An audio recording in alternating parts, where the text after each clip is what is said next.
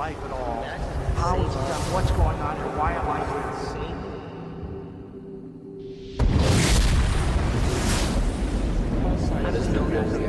Where do we come from?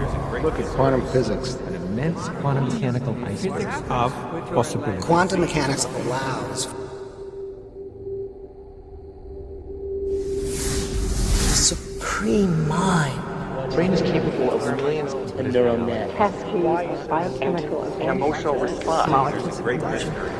The brain does not know the difference between what it sees in its environment and what it remembers. We are running the holodeck. Whatever way we observe the world around us,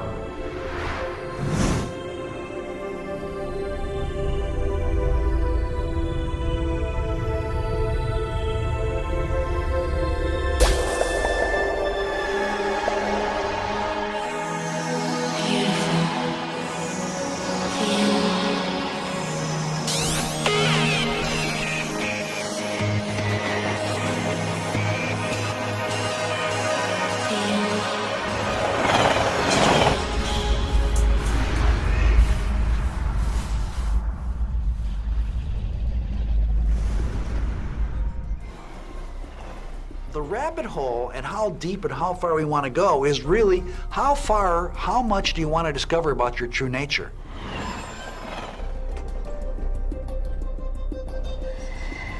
Anybody who spends too much time trying to explain it is likely to get lost forever down the rabbit hole of mysteriousness. What becomes real? Is it our body?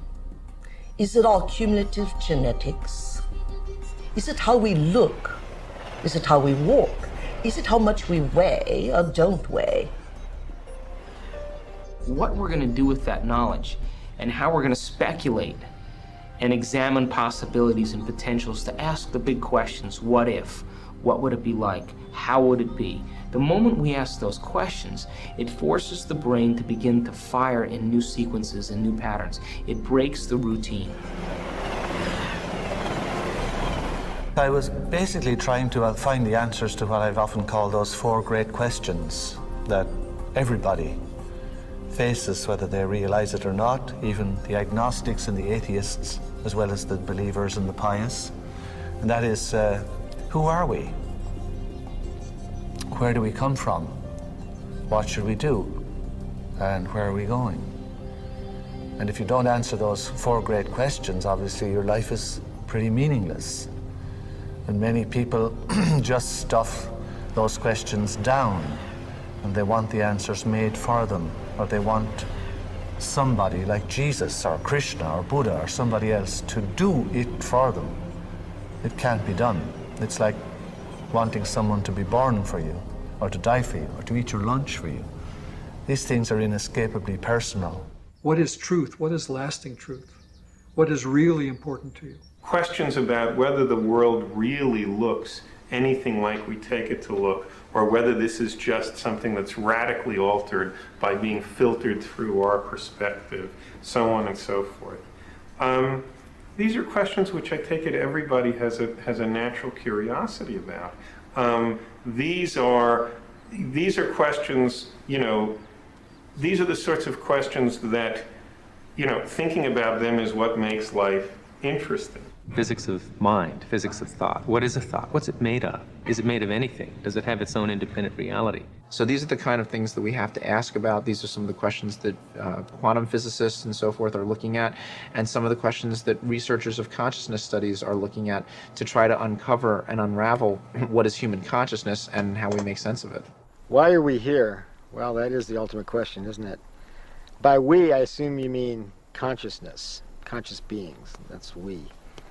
So why is consciousness here? Do we really think we've used the mass of our brain power? We think we've really reached the depth of our intelligence? That would be an insult to us. We're really great beings. Where do we end?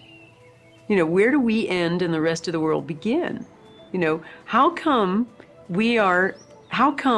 we feel separate when we aren't separate? And of course, one of the big questions is, if everything is mutable and reality isn't set, well, how come it feels solid? The question really is, what is God doing to make a universe? Oh, God. When we ask the great questions, something amazing happens in our mind. We have to stop the routine way in which we think. We have to stop allowing the environment to turn on the circuits in our brain that cause us to think the repetitive patterns that we are so in the habit of thinking on a daily basis. To ask the great questions is to be an inspiration. It's to stop the moving locomotive of our life.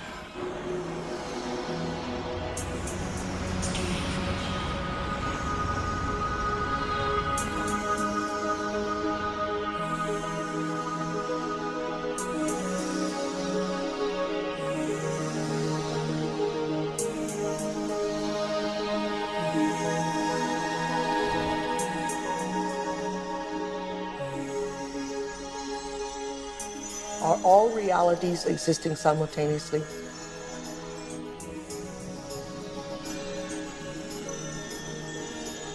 Is there a possibility that all potentials exist side by side?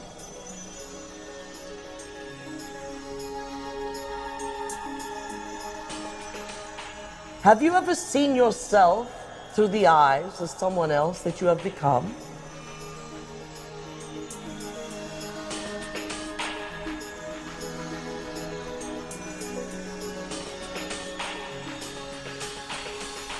And looked at yourself through the eyes of the ultimate observer? So the film asks, how far down the rabbit hole do you want to go? Remember that Alice went down the rabbit hole following, where she met the Mad Hatter. The Hatter was mad. Now, Hatters became mad from mercury poisoning. And the idea was you want to get out of the rabbit hole after you've gone in. So there's two stages to science. There's the crazy part where you go down the rabbit hole, and then there's the part where you check the craziness of your ideas against a rigorous, strict, straitjacket-like process. I think the interesting thing about science, the interesting thing about physics, is that it is a genuinely new and novel way of trying to come to grips with the world. I think the experimental method, which is important to physics, is a very different business from the method of revelation or the method of meditation or something like that. I don't think it's true that, for example, adherents of, say, Buddhism could imagine changing their beliefs based on the outcomes of some experiments people do with electrons. Why this apparent rift between the church and science, or between science and religion, emerged today, I think the roots of that are very deep. Is Newsreel Films presents exciting news! Is the divorce over? Are spirit and science tying the knot once more? Are the church and the laboratory saying the same thing? Out of the misty ages of antiquity, the quest for the divine and the quest for knowledge about the universe marched hand in hand. Ancient Sumer, there was a god of astronomy, a god of horticulture, a god of irrigation, and the temple priests were the scribes and technologists investigating these fields of knowledge. Ancient Greece, philosophers asking the questions of why are we here, developed the theory of the atom, celestial movements, and human ethics. Medieval Europe, the Western Church arose to a position of supreme power, kingmaker, landowner, and purveyor of the truth. The church took it upon themselves to be the one knower of everything. The dogma was law. Because it probably goes back to a conviction that some of the books of the scriptures, like the book of Genesis, which deals with the beginnings, is actually telling us about the origins of the world. Now, in fact, any biblical scholar will tell you, and this is not news, that the book of Genesis was never meant to be about the origins of the world. But many churchmen believed that in the book of Genesis you had actual sort of live news, like CNN, about the beginnings of creation. And therefore you had many people down through the ages, like the famous Archbishop James Ussher in Ireland in 1650, who calculated all the ages of the patriarchs back along and worked out to his own satisfaction that the creation of the world occurred in the year 4004 BC on the 17th of September at 9 o'clock in the morning. Yet science had moved forward and now challenged the dogma that the Earth was the center of the universe. Copernicus, Bruno, and Galileo all felt the heavy hand of the Church. The tragedy. Unable to suppress science anymore, the Church and science divided up knowledge and human endeavor. Descartes invented dualism. The Church had the unseen, science the seen, and materialism was born. Descartes invented dualism to avoid the problem between the Church and science. A long time ago, we made the decision to separate sort of spirit from science. And that science, and we were in this low gauge symmetry state. Because there, the effects of most humans, of their consciousness, is very small. And so we were able to learn how to do science. But now we've learned, and now we can take on the richer task of learning to do science when consciousness, a significant amount of consciousness, is part of the experiment. An uneasy truce. Scientists were no longer being bound, and they reacted with a vengeance. All the unseen is fantasy, delusion. We are strictly little machines running in a predictable machine universe governed by strict immutable laws. The Church pushed back. Soulless scientists were condemned to hell. Back in the 17th century, we came out of a period of time where we saw the universe as this living, vibrant entity to that of the world as a machine. And with that, scientists came along, such as Descartes and Newton, which solidified that concept because they were describing science and mathematics of a non-living world, of inanimate objects, and did some very beautiful calculations and enhanced our understanding of non-living systems. Descartes really looked at the world as a machine. He was very interested in clocks. The problem is they applied this model of a clock or a wind-up toy soldier to living systems as if we understood the parts, the different components of the system well enough, we would understand how the system works, as in a clock. The key underlying assumptions that most scientists still work under is that we live in a clockwork universe. We live in a mechanistic universe that is conceived of as gears and knobs sort of linking together. That is going to change because we know that that is not true. We know from a physics point of view it's not true. The impact of that change is still somewhat difficult to guess, but one of the areas that I know it's going to make a big impact is in how we understand the nature of human experience. Because human experience in a clockwork world doesn't fit. And that's why in mainstream psychology for many years, the very idea of an internal experience was considered to be laughable.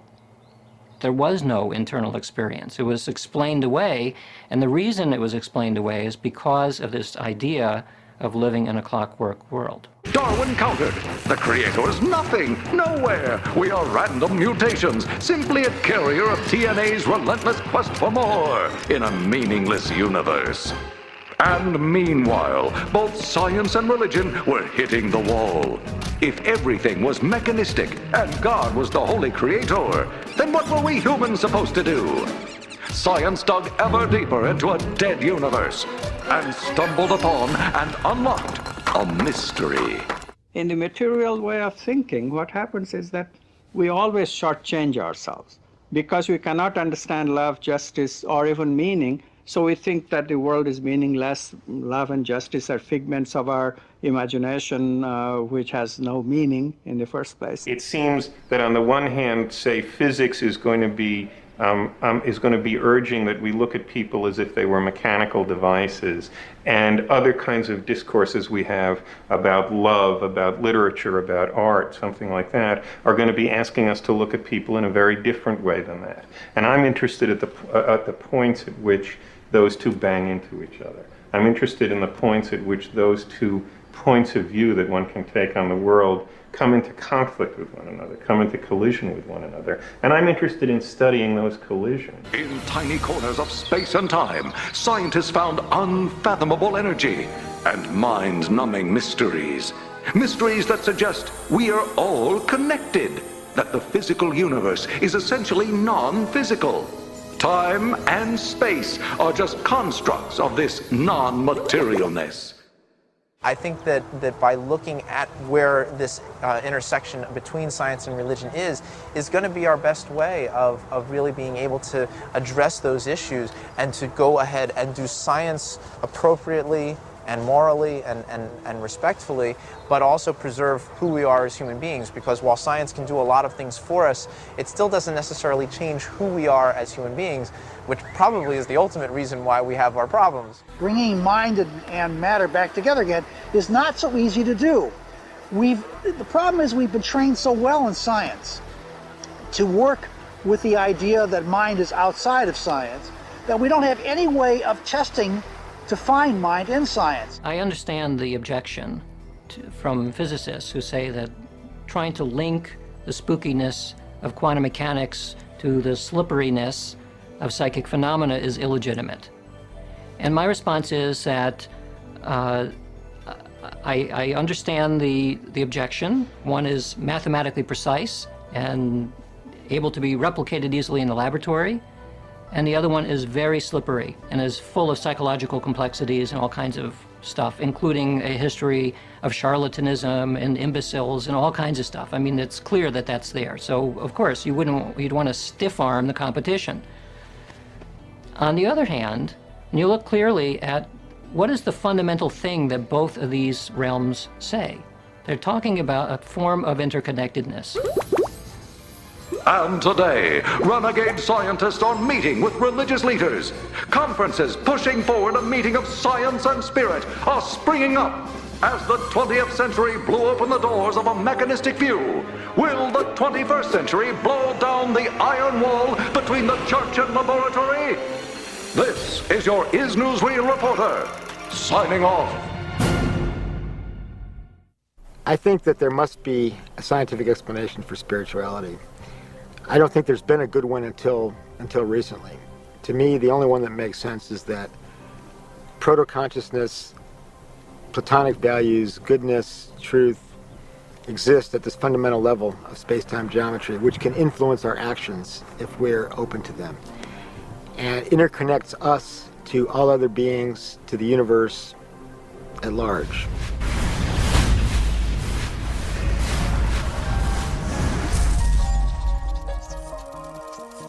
It's time to get wise.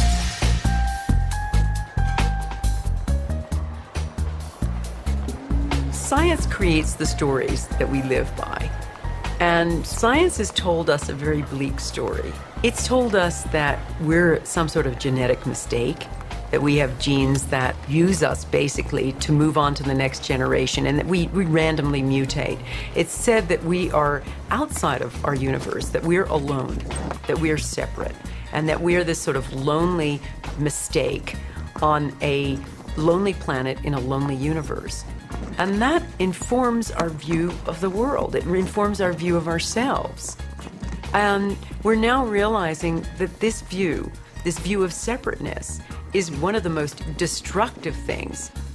It's the thing that creates all the problems in the world. It's time to get wise.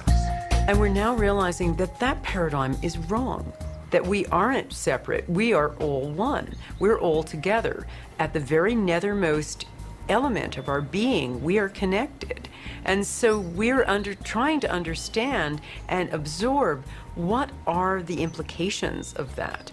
What does this really mean to me in my life? We need a new spiritual milieu. We need a new spiritual way of understanding the nature of what it is to be a human being. Because the old ways, the old mythologies, the old monarchy, king, God, versus the old lawful scientist way of doing everything are dead. They need to be buried. We need a new realm, a new vision. And I think quantum physics, if anything, could help us get a step up in the right direction. One of the reasons why, among the wide variety of things that I could have done, that I settled on psychic phenomena is because I convinced myself, through my own experiments and through watching the experiments of others, that these effects are real. And if they are real, then it means that the large bulk of science has completely sidestepped something of profound interest and probably profound importance. Because anytime science has ignored something or partitioned off this area of the world we're not going to look at, it means that, you know, we're not getting a comprehensive view of reality. Every civilization is a reflection of its knowledge. Civilization is based upon knowledge, the prevailing paradigm. Now you look at the globe today, our rainbow-colored globe, you see arbitrary divisions among nations, among peoples.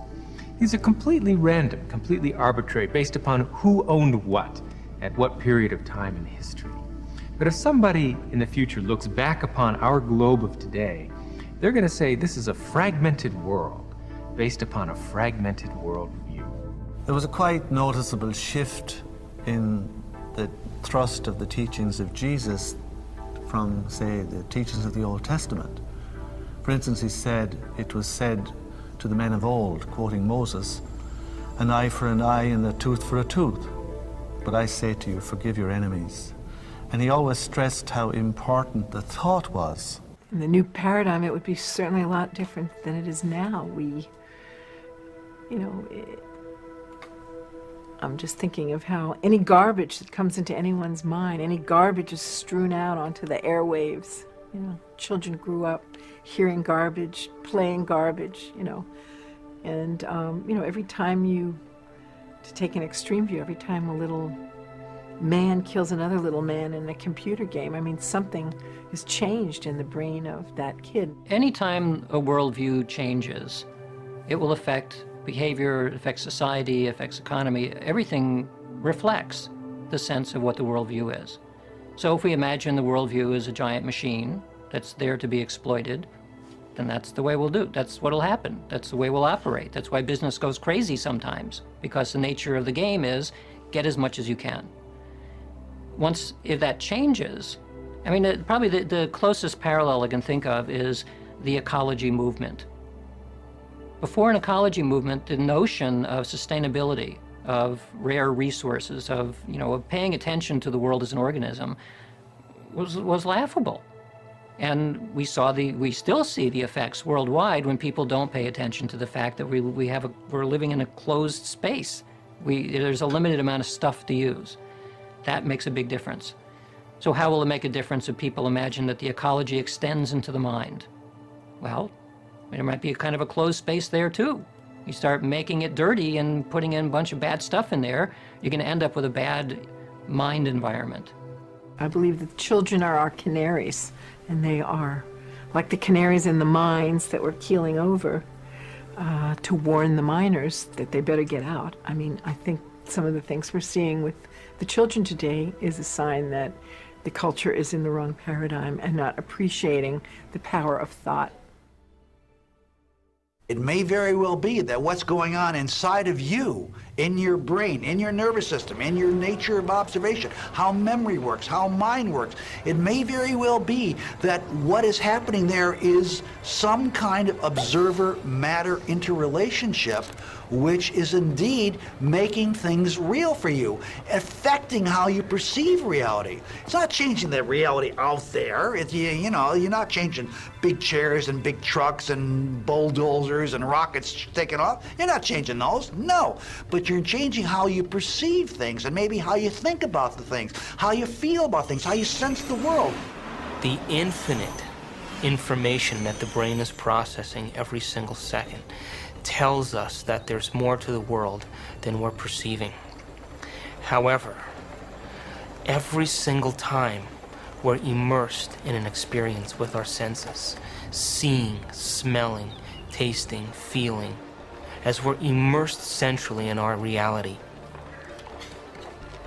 We know nothing about reality, and all of our sense of so-called reality out there is filtered through our sense organs. The brain processes 400 billion bits of information a second, but we're only aware of 2,000 of those. That means that reality is happening in the brain all the time.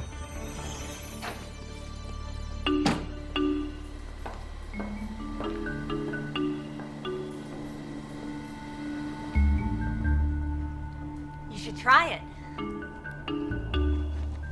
How do I know what I'm doing? I and the vase are one. Hey, it might help your work too.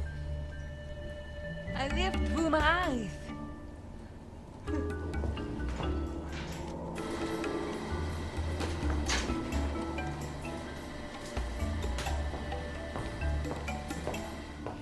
Acting in reality. Not just some nebulous, nothing, touchy-feely world of shifting whatevers.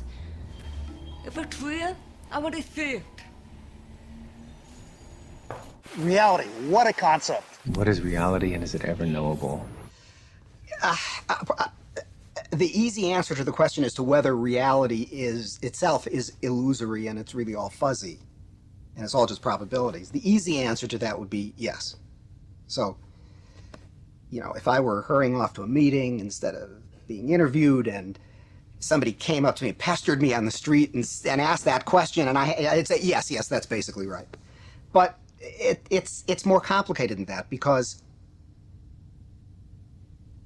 at the moment that you interact with reality, it does then come into absolutely rock-solid existence. It's only fuzzy when you're not interacting with it. When we look at some of the modern scientific views of reality that have tried to get down to the nitty-gritty, we see that at its ultimate level, say in M theory or string theory, that reality is not solid, it's mostly empty space, and whatever solidity it has seems more to resemble a hologram picture rather than material, harsh, solid reality. It's a shimmering reality that seems to be very susceptible to the power of thought. Very powerful mystical experiences are perceived to represent a truer form of reality, a more fundamental level of reality that makes this material world really not mean as much. And some people have described it as an illusion, which I think is sometimes a little strong, but I think the point they're trying to make is that it just doesn't have the realness, the quality of realness that these states have. And the ultimate goal of the mystic then, once they've had that experience, is to kind of keep trying to get back to that experience, because that is, in their eyes, what represents the fundamental level of reality. We have to go beyond our senses to create a new paradigm. Our senses determine everything that exists in our world. But that doesn't necessarily mean that's the end of our world. We have to embrace knowledge that's unconventional, that's in the unseen. And if we can wire it in our brain first, then what has always existed will now be seen by us. That's the paradigm shift. You ever close your eyes when you're making love? The eyes are like the lens, but the tape that's really seeing is the back of the brain. It's called the visual cortex. It's right back here. It's like this camera and it's tape. The eyes are, in some senses, a camcorder, because they are taking that information and they're storing it, but you're not really able to get it to mean anything until you actually put it all together. So in some senses it requires the editor's table to really put the whole thing together, to put the movie together of what your life and your world is actually about.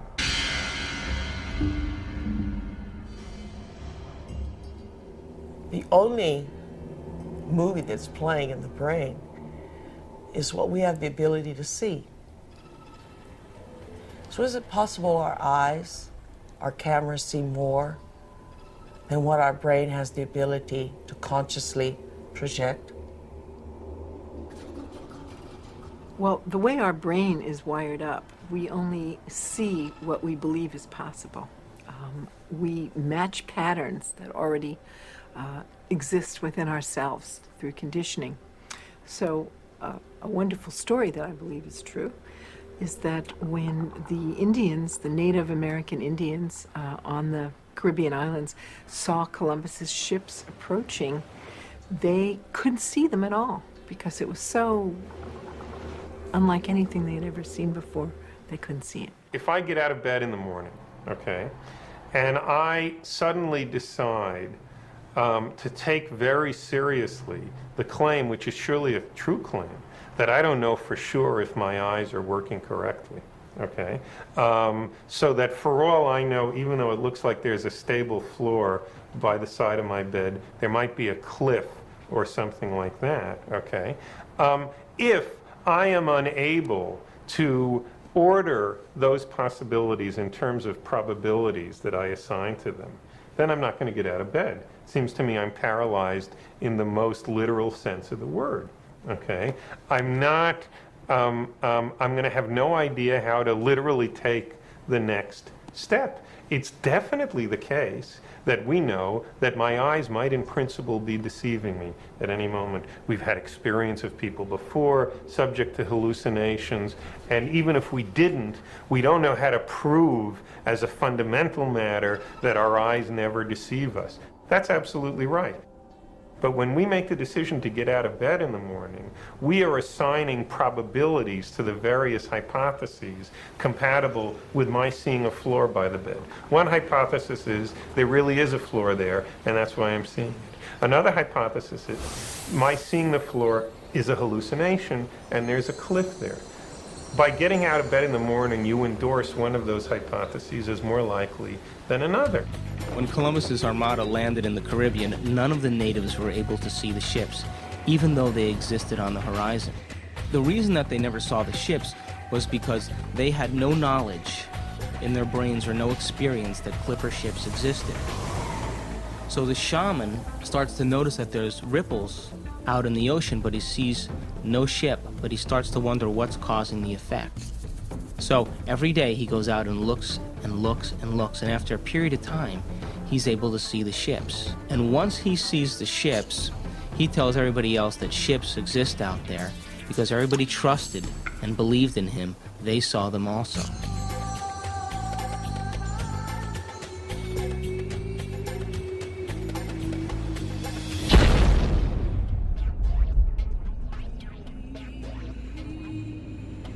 By getting out of bed in the morning, you endorse one of those hypotheses as more likely than another.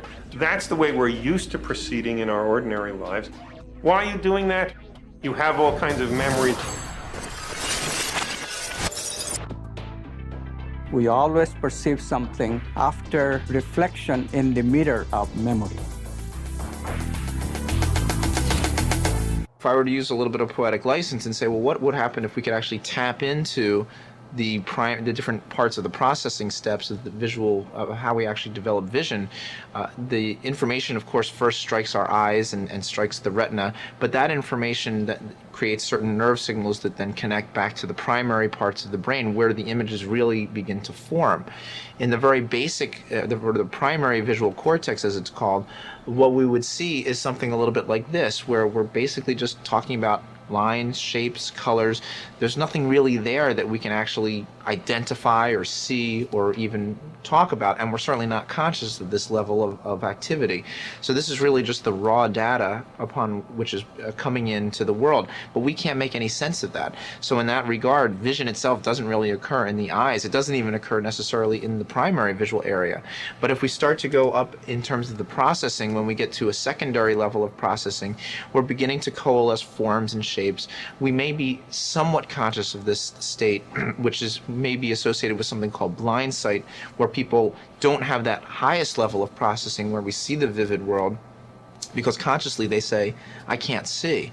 But if you ask them to guess at what they're looking at or to navigate through a room with objects in it, they can usually do so reasonably well, as if they can see. So what's going on, we don't know for sure, but it seems that there's a disconnection between the secondary and the final level of processing. So we have some degree of awareness, but it's still not really that clear, vivid rendition of reality.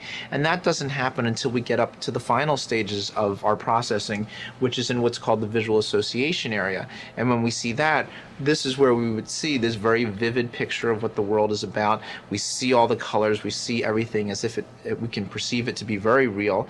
And not only do we have this very real perception of it, but again, these association areas, as they're called, because they associate different pieces of information across the brain, connect this picture with memory banks. And if this is a picture of a dog, it makes, we identify it as a dog. We may have an emotional response to it. If we love dogs, then we have a warm, fuzzy feeling, and if we don't like dogs, then we may not like this kind of a picture. So it depends on what your experiences have been and how you ultimately process the information that really does create for you your visual world. So the brain itself is really what is doing all of your sensing. Conversely, the thing that I've always been fascinated about on just a very simplistic level is that when you stub your toe walking, when you bang into something, your toe hurts, but it's really hurting in your brain, and it's your brain that actually perceives the hurt, but you feel it all the way down in your toe. It's the experiment with the upside-down glasses. This man Slater built these glasses made of prisms and lenses so that you saw things upside down.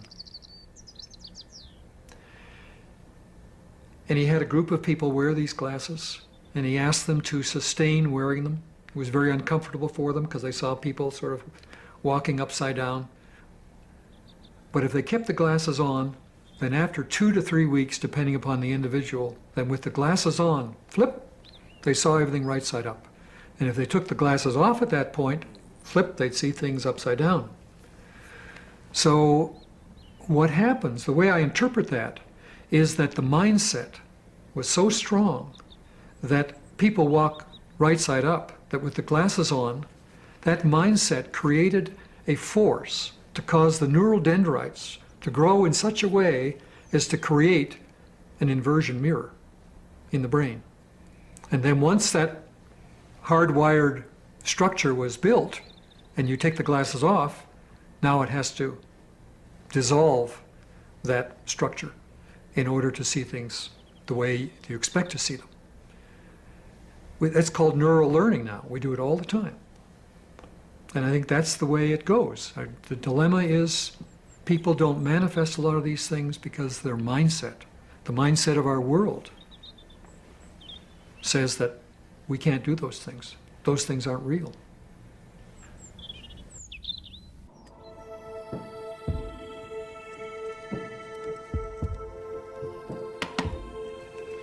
You okay? I heard you scream earlier. Was it another dream?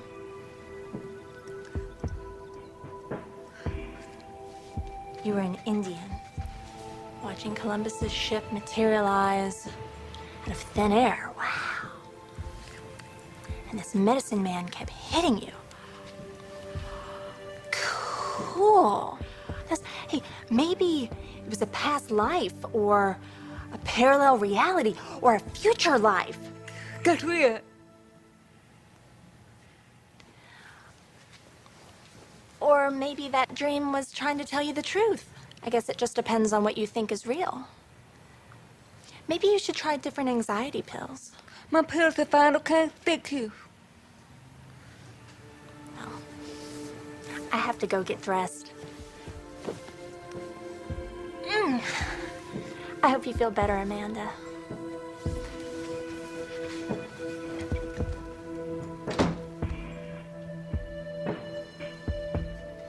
God, Amanda, I could be such an asshole.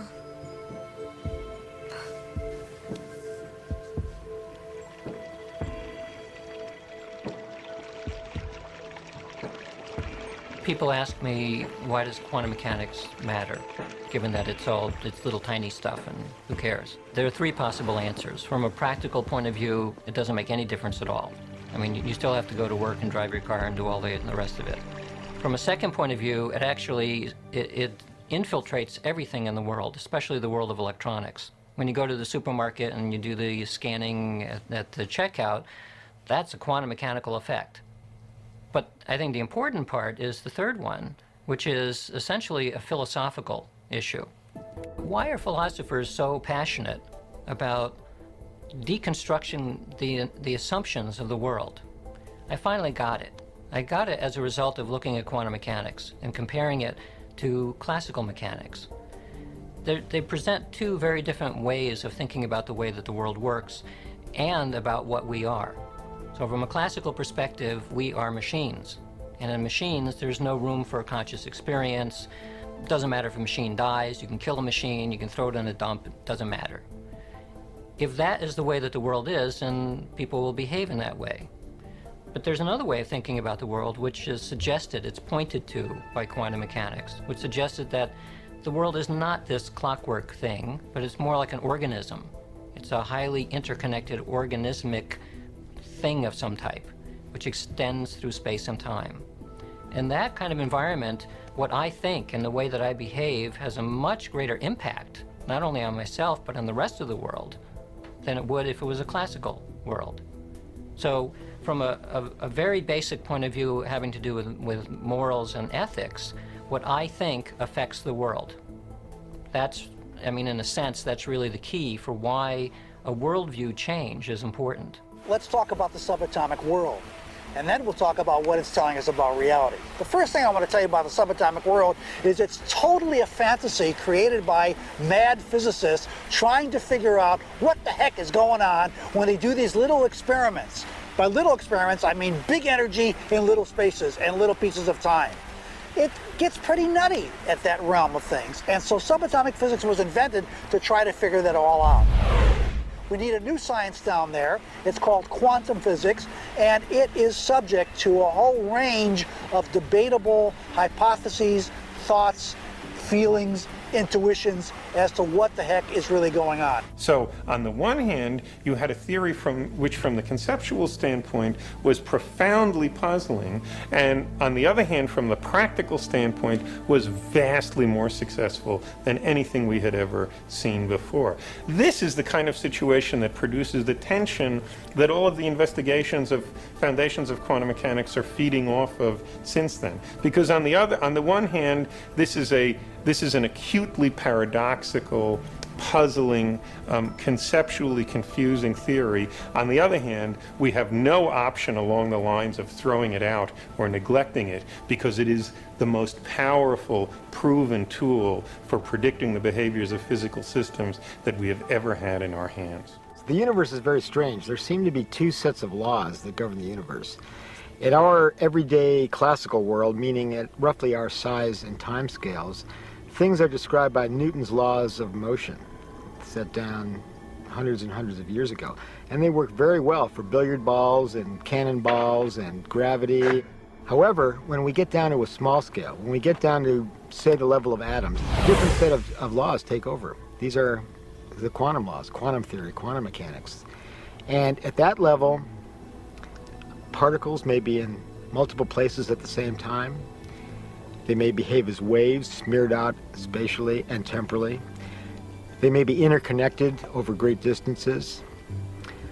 They may be unified into one quantum state, into one state, governed by one wave function.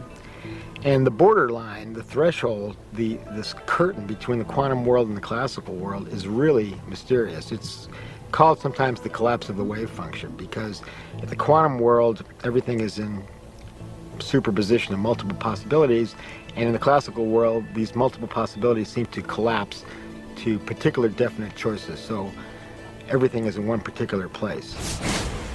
When electrons move about the atomic nucleus, they do so in orbits. You have seen such models of the atom in high school books. You can easily recall them. But the subtle part comes when we think of how does the electron jump from one orbit to the other. A jump that is associated with the emission of light from atoms. Atoms emit light in the process. But how does the electron jump from one orbit to another? Niels Bohr was the first one to point this out, and it's radical. Electrons never go through the intermediate space, to the intervening space. Electrons never traverse any space in making this transition. They just are in the higher orbit, and then they are in the lower orbit. No space in between. So how does one make the jump? If you think in terms of continuity of movement, you can't find answers to that. So quantum fundamentally then means a discontinuity. This word quantum, originally it just meant a quantity. In Latin it just means quantity. But that's not the way we use it in quantum physics.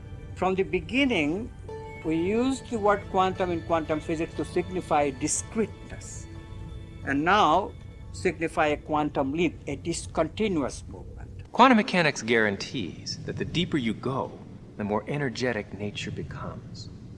It's for this reason that nuclear power is 1,000,000 times more powerful than chemical power. Why? Because chemical power represents a molecular manipulation. Nuclear power emerges from a nuclear manipulation, but the nucleus is 1,000,000 times smaller and 1,000,000 times more fundamental and 1,000,000 times more powerful than the chemical level. So the deeper you go, the smaller you go, quantum mechanics says, the more dynamic you become. The unified field exists at the ultimate scale of the Planck scale, 10 to the minus 33 centimeters. The Planck scale is the very smallest level of reality. If we go down in scale, we're at meters, centimeters. If we go down to atoms, they're 10 to the minus 8th centimeters. Keep going down and down and down. Space-time is smooth until we get to the basement floor, the bottom level, where there's a pattern. There's a fabric, if you will. There's some kind of coarseness or irregularity. And that's at what's called the Planck scale, after Max Planck, the German physicist, at roughly 10 to the minus 33 centimeters. And the Planck time is 10 to the minus 43 seconds. So things are very, very small and happen very, very fast. Now, despite the fact that they're very, very small, space-time is everywhere. So the entire universe is created at this level. And Einstein's relativity says when this fabric curves up, it forms mass, and that's what matter is made of. The notion that things that we touch with our hands, feel, are made of ideas or concepts actually is probably an older idea than we might have thought.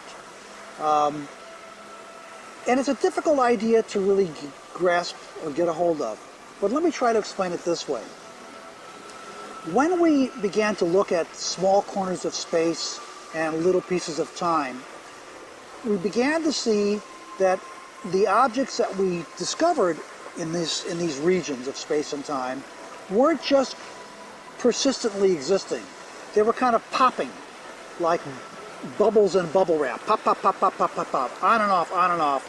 And in order to explain that, we wondered what they were doing when they weren't appearing as pops. What were they before that?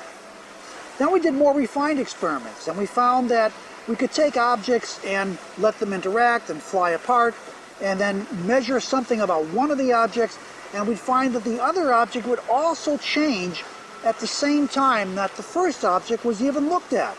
In other words, if something popped over here, instantly the other one would pop, whereas if we hadn't popped this one would just pop randomly.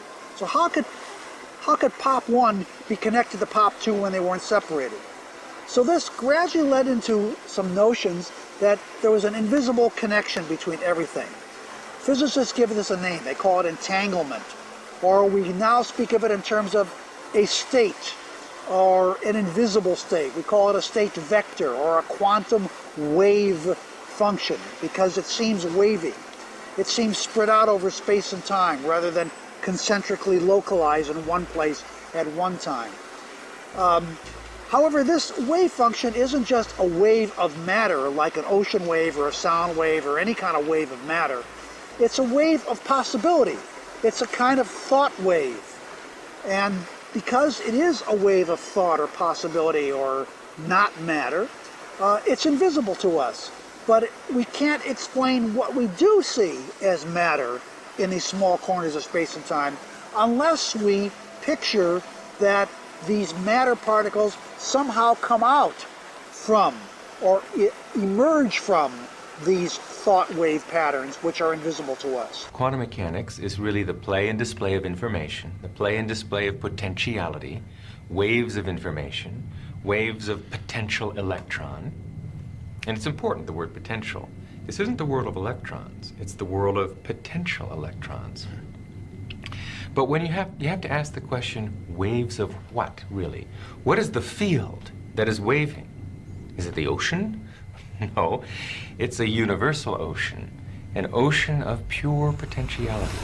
an ocean of abstract potential existence. We call it the unified field, or superstring field.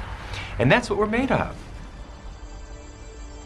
Connectivity among all things is a basic constituent of the fabric of reality. It's very difficult to wrap your mind around that.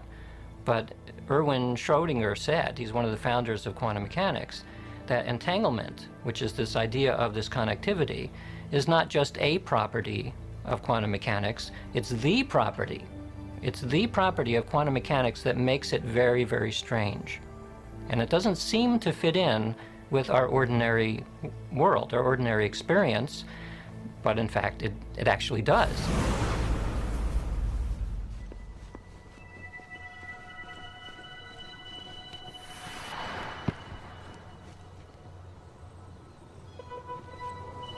You want to shoot some hoops?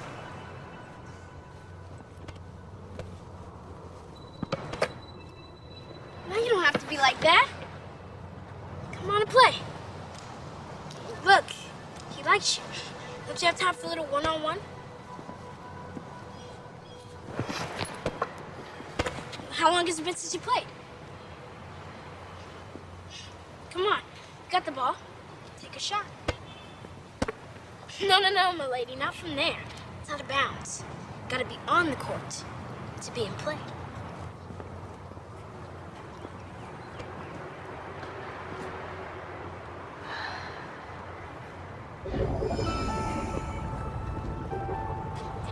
Welcome to Duke Reginald's court of unending possibilities.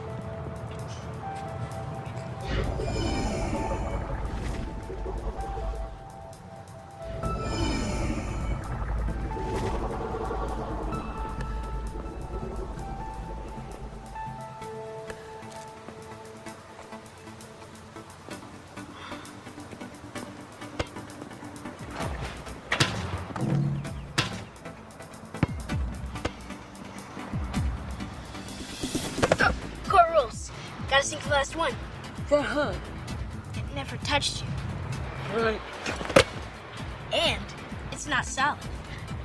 This ball is mostly empty. We were all taught in school that the world is made of stuff, of matter, of mass, of atoms. Atoms make up molecules, molecules make up materials, and everything is made of that. But atoms actually are mostly empty. For example, if this ball were the nucleus of an atom, a proton in a hydrogen atom, for example, then the electron circling this, which would describe the outer limits of that atom, would be out by that mountain over there, roughly 20 miles away. And everything in between is empty. In fact, the universe is mostly empty. However, when we go down in scale, in the emptiness, we eventually come to a level, the fundamental level of space-time geometry, the fine basement level of the universe, where there's information, there's a pattern. It's called the Planck scale, and it's the fabric of the universe. And at that level, there's information that's been there since the Big Bang. So most of the universe, even of matter, is actually empty. Most people think that the vacuum is empty. But for internal consistency of quantum mechanics and relativity theory, there is required to be the equivalent of 10 to the 94 grams of mass energy, each gram being E equals mc squared kind of energy. Now that's a huge number, but what does it mean practically? Practically, if I can assume that the universe is flat, and more astronomical data is showing it's pretty darn flat. If I can assume that, then if I take the volume or take the vacuum within a single hydrogen atom, that's about 10 to the minus 23 cubic centimeters. If I take that amount of vacuum and I take the latent energy in that, there is 1 trillion times more energy there than in all of the mass of all of the stars and all of the planets out to 20 billion light years. That's big. That's big. And if consciousness allows you to control even a small fraction of that, creating a Big Bang is no problem. organizations like NASA, British Aerospace, are all trying to tap into this incredible, unimaginably large energy sea.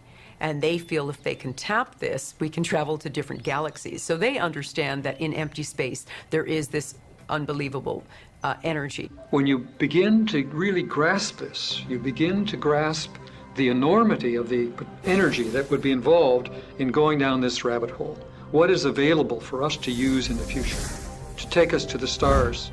The issue is we are perturbing this with consciousness. We are able to, with directed consciousness and intention, we are changing things at the vacuum level, which then allow us to access a new level of physics. So we can do that at that level, not so much at the atom molecule level. That's a secondary effect. So we're already doing it in essence. We're already getting into the rabbit hole by using intention. We're really living in a thought universe, a conceptual universe. Quantum mechanics is just the play and display of potentiality. If you put it that there is an intangible world that affects the tangible world of our experience, and if you then say that's what quantum mechanics says, and granted that's a fair way of trying to put into English something which is very, very difficult to grasp, but it then leads quite naturally to the conclusion that quantum mechanics says that there is a spiritual world that makes this choice, that there's another world that is intangible, that affects and influences the physical world. And really, while that statement might be true, quantum mechanics absolutely does not say that. That intangibility, however, is itself the bedrock of physical reality. It may be intangible, but it is, and we can't really say what it is or why it's there, but it is in fact the most fundamental feature of matter. So you could say, well, if it's a feature of matter, that's not intangible. Matter is the most tangible of things. So, I mean, these are word games. The fact of the matter is that the matter is not what we have long thought it to be. To the scientist, matter has always been thought of as sort of the ultimate in that which is static and predictable. And the more you understand the material aspect of something, the more perfectly predictable it is. What quantum mechanics illustrates is that that is simply not true. The major basic idea that quantum physics implies, which makes us understand this or even think about this new paradigm, the thing which is that there's this underground, there's got to be a realm of existence which cannot be ever touched on or seen, which bubbles into the existence giving rise to our understanding of the world.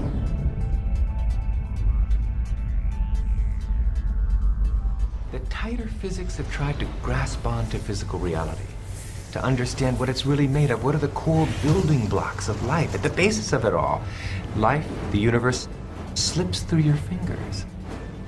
And you come up with something that's increasingly abstract to come to the realm of pure abstraction.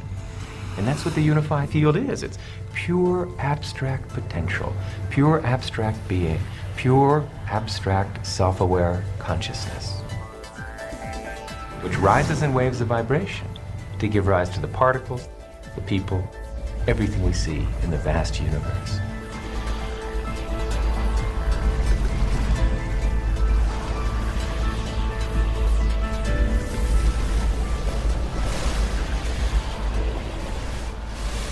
What makes up things are not more things, but what makes up things are ideas, concepts, information. And like I said, it never touches.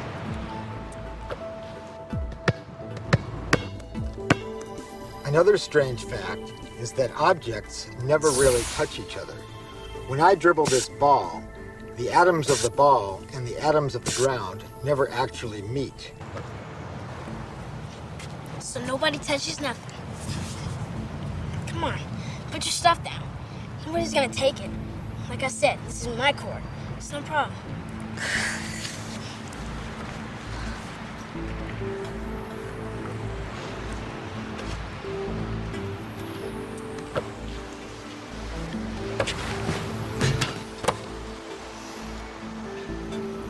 been? I'll be late. The first inkling in physics that we got that time ain't what it seemed to be came with relativity. That was the first inkling that time was not absolute, it was not the absolute ruler of the universe, that God Almighty did not say 1 second, 1 second, 1 second, 1 second, 1 meter, 1 meter, 1 meter. You're in a gravitational field. Your head is actually moving at a slightly faster rate than your feet. The second law of thermodynamics says that things unwind and move forward, so that gives an arrow of time. But at the quantum world, in the micro world, the second law of thermodynamics doesn't seem to hold, and things can go backwards or be timeless. The fundamental equations of motion that we have, both in classical mechanics and in quantum mechanics, have this property called time reversal symmetry. Okay? That is, there's a certain way in which they don't distinguish between the past and the future. Or to put it slightly differently, these equations entail that for any process that's possible, the same process happening backwards is possible. Now, when I say happening backwards, I don't mean going backwards in time. I mean, as time goes forward, the reverse sequence of things happens. Okay. The world isn't like that. There are all sorts of what people refer to as time asymmetries in the world. And people usually chop these asymmetries up into 3 different levels. Level 1, there are all sorts of ordinary physical processes, ice melting, smoke spreading out in a room, people getting wrinkly as they get old, so on and so forth, that we never see happening in reverse. 2, we have a very different kind of epistemic access to the past than we do to the future. That is, the ease with which we can know things about the past and the way in which we come to know things about the past and the detail with which we can know things about the past is utterly different than the ease and the access and the detail that we have to the future. 3, an asymmetry of influence. We have a very deep conviction that by acting now, we can affect the future, but not the past. Given the complete time symmetry of the fundamental equations of motion, all of these 3 asymmetries are extremely mysterious. And moreover, they're asymmetries that play an incredibly fundamental role in every second of our lives. That's been a puzzle hanging over physics for a long time. Where does this asymmetry come from, if not the equations of motion? The equations of motion are supposed to be the whole story about how the world works. But in that story, these asymmetries don't show up at all. And yet, these asymmetries are profound, ubiquitous, inescapable features of every second of our lives in the world. One of the most unpalatable ideas still, in spite of the fact that quantum physics has been around a long time, is the possibility or the notion that the future can have a causative effect on the present. We believe that the past can have a causative effect on the present. I hold the ball, I drop it, it falls. Cause, effect when it hits the ground. But could the ground be the cause of my dropping the ball in the first place? It's only in conscious experience that it seems that we move forward in time. In quantum theory, you can also go backwards in time, and there's some suggestion that processes in the brain related to consciousness project backwards in time. For example, in the late 1970s, a neurophysiologist at University of California, San Francisco, named Ben Libet did some very famous experiments. What Libet did was to study patients who were having neurosurgery on their brains, with their brains exposed, while they were awake. They were given a local anesthetic to numb the area of the skull and scalp to access their brains. And they were awake, and Ben would talk to these people. So, for example, what he did was he would stimulate their little finger and look at the part of the sensory cortex on the opposite side that was related to that, record from it electrically, and ask the patient when he or she felt the stimulus on the little finger. And he would also stimulate at that particular area of cortex. Now, what you would think would be that if you stimulate the little finger, it takes a finite period of time to get to the opposite side of the cortex, so the patient would report it a fraction of a second later after the stimulus. And when you stimulate it directly, the patient would report it immediately. He found just the opposite. When he stimulated the little finger, the patient felt it immediately, and when he stimulated directly in the cortex, there was a delay. After sorting through all the data and repeating this over and over, Libet came to the conclusion that somehow the brain was projecting information backwards in time, so that it did take a finite amount of time to get to the sensory cortex, but the brain projected it backwards in time so that the conscious perception was that the stimulus was felt when the pinch actually occurred. There have been some studies which have shown that when people are beginning to move a hand or beginning to say something, that there's actually activity in the brain in certain nerve cells of the brain, even before they become consciously aware of what they're trying to do. In baseball, a scientist showed that if you study how a batter can hit a pitch coming at 100 miles an hour, considering the recognition, the visual processing, the motor response, the reflexes, synaptic delays, it's impossible. That was his conclusion.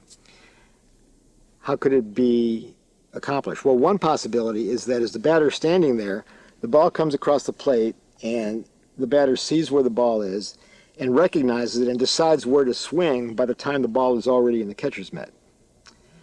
But the information is projected backwards in time so that he or she swings at the previous time when the ball is just coming across the plate. This could be happening all the time in our normal everyday consciousness. And there's some other experiments that have shown this. Dick Bierman and Dean Radin have done some experiments where a subject sits at a computer screen and watches a series of images which may be somewhat bland or may have highly emotional content, and they just study their galvanic skin responses, a means of emotion. And they vary the timing of when the picture is going to occur, so the subject doesn't know exactly when it's going to occur. And what they find is that, not surprisingly, the emotional pictures give a much greater response, but that both the emotional and the unemotional responses show up a half a second to 2 seconds before the stimulus actually occurs on the screen. And a fellow named Chester Wiley replicated this not only in humans but in worms. So this may be possibly a very widespread phenomenon of backwards projection in time. The only explanation is through quantum physics. Pat Price he was a fantastic remote viewer, and he was supposed to draw where his traveler was going as usual. And he drew 2 tanks and a swimming pool. And when the investigators looked at it, the scientists said, Pat must have just got it wrong this time, because he was right about the swimming pool. They had sent their traveling partner to the municipal swimming pool in Palo Alto. And they said, Pat just got it wrong this time. Months later, one of the scientists received something from the Palo Alto Chamber of Commerce, and it had images of the municipal swimming pool 50 years earlier. And what they saw was the swimming pool, but 2 tanks exactly where Pat had drawn them. And so what Pat's mind had done was not to see what the swimming pool was in present time. He saw it back as it was 50 years ago. I know it seems to me that I often do things and then decide a fraction of a second later what to do, but I've already done them. We're beginning to see that even time itself is not sacrosanct. We're allowed now to get into it in a different way. David Deutsch, Oxford physics professor, was, I think, one of the prime inventors of quantum computation, the quantum computer, and he is very much into parallel universes and time travel, and says all the paradoxes now of time travel. You can go backwards in time and knock off your father and mother before they have you and come back, and you're still alive, and no paradox. And even to explain that is difficult to do, but nevertheless, put them in a parallel universe and it's no problem. So these are the kinds of things we're doing in physics right now. We're rethinking time, and it may very well be that the next phase of time travel in a physical device may be in the next 50 to 100 years from now. Science suggests to us that parallel universes are living simultaneously, that we're living 100,000 lives, or 5 lives, however much you can handle, simultaneously, and that all the things that we do are at work right now. I'll be late. You can always go back in time.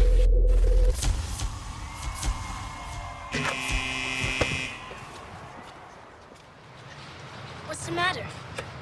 Remember, it's empty. How do you know this shit? I read Dr. Quantum comics. Everybody thinks it's just kid stuff, and I know it's real. That's how I do my magic on the court. So, what they taught us in school isn't really the way it is, and that our senses are playing tricks on us. You just gotta wonder, what is this reality that we find ourselves in? Quantum physics says it's all just waves of information. Do I believe that? I hope so. Yikes! That's how I do my magic on the court. Yeah, I always choose the Wonder Boy first. Well, Dr. Quantum says everybody's got it. Everybody's doing it constantly, each and every time you look. And here we are, the granddaddy of all quantum weirdness, the infamous double-slit experiment. The first people who did these experiments, and these experiments of, experiments, crude experiments of this kind, were first performed almost 50 years ago, or more, 60 years ago. Those people were flabbergasted. To understand this experiment, we first need to see how particles, or little balls of matter, act. If we randomly shoot a small object, say a marble, at the screen, we see a pattern on the back wall where they went through the slit and hit. Now, if we add a second slit, we would expect to see a second band duplicated to the right. Now, let's look at waves. The waves hit the slit and radiate out, striking the back wall with the most intensity directly in line with the slit. The line of brightness on the back screen shows that intensity. This is similar to the line the marbles make. But when we add the second slit, something different happens. If the top of one wave meets the bottom of another wave, they cancel each other out. So now there is an interference pattern on the back wall. Places where the two tops meet are the highest intensity, the bright lines, and where they cancel, there is nothing. So, when we throw things, that is, matter, through two slits, we get this, two bands of hits. And with waves, we get an interference pattern of many bands. Good so far. Now, let's go quantum.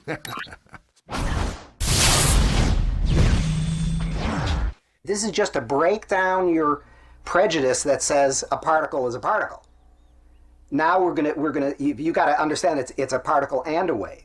An electron is a tiny, tiny bit of matter, like a tiny marble. Let's fire a stream through one slit. It behaves just like the marble, a single band. So, if we shoot these tiny bits through two slits, we should get, like the marbles, two bands. What? An interference pattern. We fired electrons, tiny bits of matter through. But we get a pattern like waves, not like little marbles. How? How could pieces of matter create an interference pattern like a wave? It doesn't make sense. You got to understand it's a particle and a wave. Now that you've taken that leap, let's get one step closer to the reality. It ain't either of those either. And it's both at the same time. But physicists are clever. They thought, maybe those little balls are bouncing off each other and creating that pattern. So they decide to shoot electrons through one at a time. There is no way they could interfere with each other. But after an hour of this, the same interference pattern is seen to emerge. The conclusion is inescapable. The single electron leaves as a particle, becomes a wave of potentials, goes through both slits, and interferes with itself to hit the wall like a particle. But mathematically, it's even stranger. It goes through both slits, and it goes through neither. And it goes through just one, and it goes through just the other. All of these possibilities are in superposition with each other. We did these experiments and we got certain results. And in the light of these results, we asked a question of the form, gee, which path could the electron have taken through this two paths apparatus? And if there are two options like that, it's just a matter of standard classical logic, there are four logical possibilities. A, B, both, neither, okay? We went through those possibilities one by one and designed an experiment in each case to test that possibility. And the answer in each of the four cases was negative, okay? It doesn't go through root A. How do we know that? Because when we put in a total of nothing box in root A, it has an effect on this particle. But total of nothing boxes don't have any effect on particles that pass through them. It doesn't go through root B for the same reason. It doesn't go through both roots because if we stop the experiment in the middle, we always find it either on one root or the other, but not both. And it doesn't take neither root because if we just block up the two roots and leave everything else open, nothing gets through. So we can systematically, piece by piece, eliminate all of the four logical possibilities, okay, given the assumption that it makes sense to ask the question, which route did it take? That's how we're forced into a position, gee, the only thing left to do here, it's analogous to, think about the case of inquiring into the marital status of the number 5. Somebody says, gee, is the number 5 married? You say, no, that's not the right thing to say. The guy says, I see, number 5 is a bachelor. You say, no, that's not right either. The guy says, well, what else is there? You say, look, the deal about the number 5 is it's not married, it's not a bachelor. That's not a logical contradiction. The trouble here is that the whole question of the marital status of the number 5 is a question that can't sensibly be raised. That's what we're finding out about these particles. We say, did it take root A? We can eliminate it experimentally. Did it take root B? We can eliminate that experimentally. Did it take both? We can eliminate that. Did it take neither? We can eliminate that. All that leaves us with is going this route that we go with the number 5. Oh, I see. Although in this case it's astonishing. With the case of the number 5, it was easy. What this must be telling us is that it somehow fails to make sense even to raise the question in a situation like this. Which route did the particle take? Physicists were completely baffled by this. So they decided to peek and see which slit it actually goes through. They put a measuring device by one slit to see which one it went through and let it fly. But the quantum world is far more mysterious than they could have imagined. When they observed, the electron went back to behaving like a little marble. It produced a pattern of 2 bands, not an interference pattern of many. The very act of measuring or observing which slit it went through meant it only went through one, not both.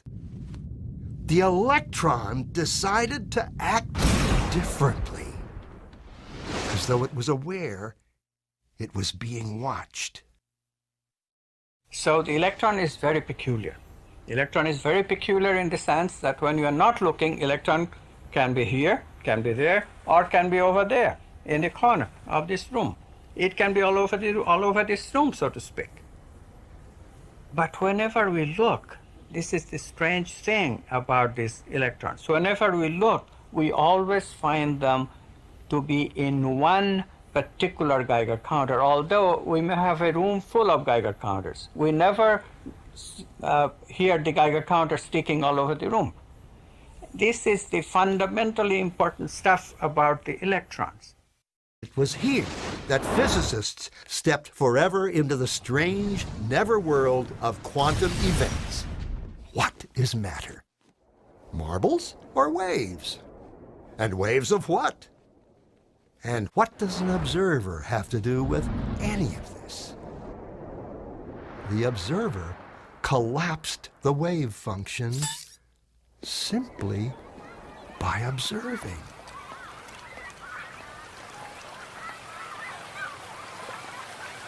We are always the observer. But sometimes we identify with the event so much so that we even lose the aspect of the observer.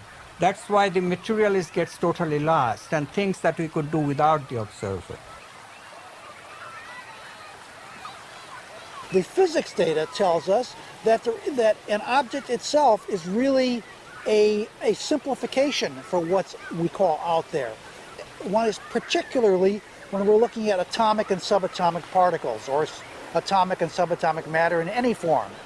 What we find is how we go to look at it, what we choose to examine it with, actually changes the properties of what we observe to be out there. Is this the observer, and which is so intricate to understanding the wacky, weird world of quantum particles and how they react?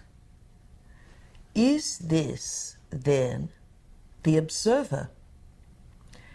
And even though we cannot have a quantum field without the observation of scientists who have gone there, who have uncovered it, layer after layer after layer, they're all observers. But not one of them agree conclusively on all points in the field, because they are perceiving the field mathematically from different angles of perception. Mathematics shows us clearly that the movement of objects are describable only in terms of possibilities, not the actual events that happens in our experience. Quantum physics calculates only possibilities. But if we accept this, then the question immediately comes, what chooses among these possibilities to bring the actual event of experience? So we directly, immediately see that consciousness must be involved. The observer cannot be ignored. Observer is part of the description of the world, but the observer is not included in quantum physics. We can only describe the objects, not the subject. So we get the idea that the subject must be more fundamental than the objects. Consciousness is more fundamental. We don't know in quantum mechanics how to hook ourselves as observers up with the world. We don't know how to treat ourselves as observers as just another part of the physical system that we're describing. The only way we know how to do quantum mechanics as it's traditionally formulated is to keep the observer outside of the system you're describing. The minute you put him in, you get all these paradoxes. And we're forced to say things in quantum mechanics like, look, the book is doing what it's doing because of quantum mechanics, and I see that because I'm there and I see it, and you better not try to analyze that second part of the sentence in terms of applying quantum mechanics to it, because it's going to break down. That's why there are these two separate laws of the evolutions of physical systems. One that applies when you're not looking at them, the other that applies when you are. But that's crazy. There's no way that we're ever going to mathematize or put into mathematical formula this very act in which a conscious observer comes up with the answer. People say, oh, the measuring instruments, the recorder records it, and there it is, it's on the tape, it's recorded. You forgot one part of the equation. Somebody has to look at the tape. And until somebody looks at the tape, it ain't recorded at all. Until there's an ear, there is no sound in the forest. The extreme view would be idealism, Bishop Berkeley and the Hindu approach, which says that consciousness is all there is. And that all there is my consciousness. I'm creating you and the camera and the world around me, and all there is me. But that is a view that's impossible to refute, because I can't really prove that you are out there in reality and have your own consciousness, and you can't prove that I'm conscious. So idealism, both from the Western standpoint from what Bishop Berkeley said in the Hindu tradition is one possibility. Another possibility, the Copenhagen interpretation says we create reality by an observation collapses the wave function. The problem with that is it doesn't say what observation is. It doesn't say what consciousness is. Why is our brain different from a measuring device or anything else? And it kind of puts consciousness outside science. So my view is somewhere in the middle with the Penrose objective reduction, where you have a superposition which reaches threshold and self-collapses and chooses a reality at that point of a number. It's kind of a multiple choice. It's not like starting from scratch anything you want. It's a multiple choice of multiple possibilities for each specific collapse. But the beauty is, according to, this is one of Roger's great contributions, I think, is that he said the Platonic information embedded in the fundamental level of the universe helps to choose or influences which choice is made. And this only occurs in the objective reduction. So if you make a conscious choice, if you're mindful about it and don't act rashly, or reflexively, maybe think about it and allow yourself to be influenced by what you want to call instinct or intuition or your higher power or the way of the Tao or may the force be with you, however you want to put it, the quantum information embedded at the Planck scale will influence your decision one way or the other for the good, generally. So it's kind of a way of bringing in some kind of spiritual divine guidance, if you will. One of the important innovations of quantum mechanics is that a certain fantasy that held in physics up until then about the possibility of observing something entirely passively, observing it without affecting it in the process of observing it. However things turn out, it's fairly clear now that quantum mechanics will have ended that permanently. Looking at things involves interacting with them, and it involves interacting with them in a way whose effect can't be minimized, no matter how delicate your technology is. Ultimately, science says we have an influence on the observed. Strict separability, strict objectivity, where we can stand back and observe nature without really entering into nature and even modifying nature. That strict separability is no longer possible. We understand that now from quantum mechanics. At the very core of life, the very foundation of experience, it's all created by consciousness.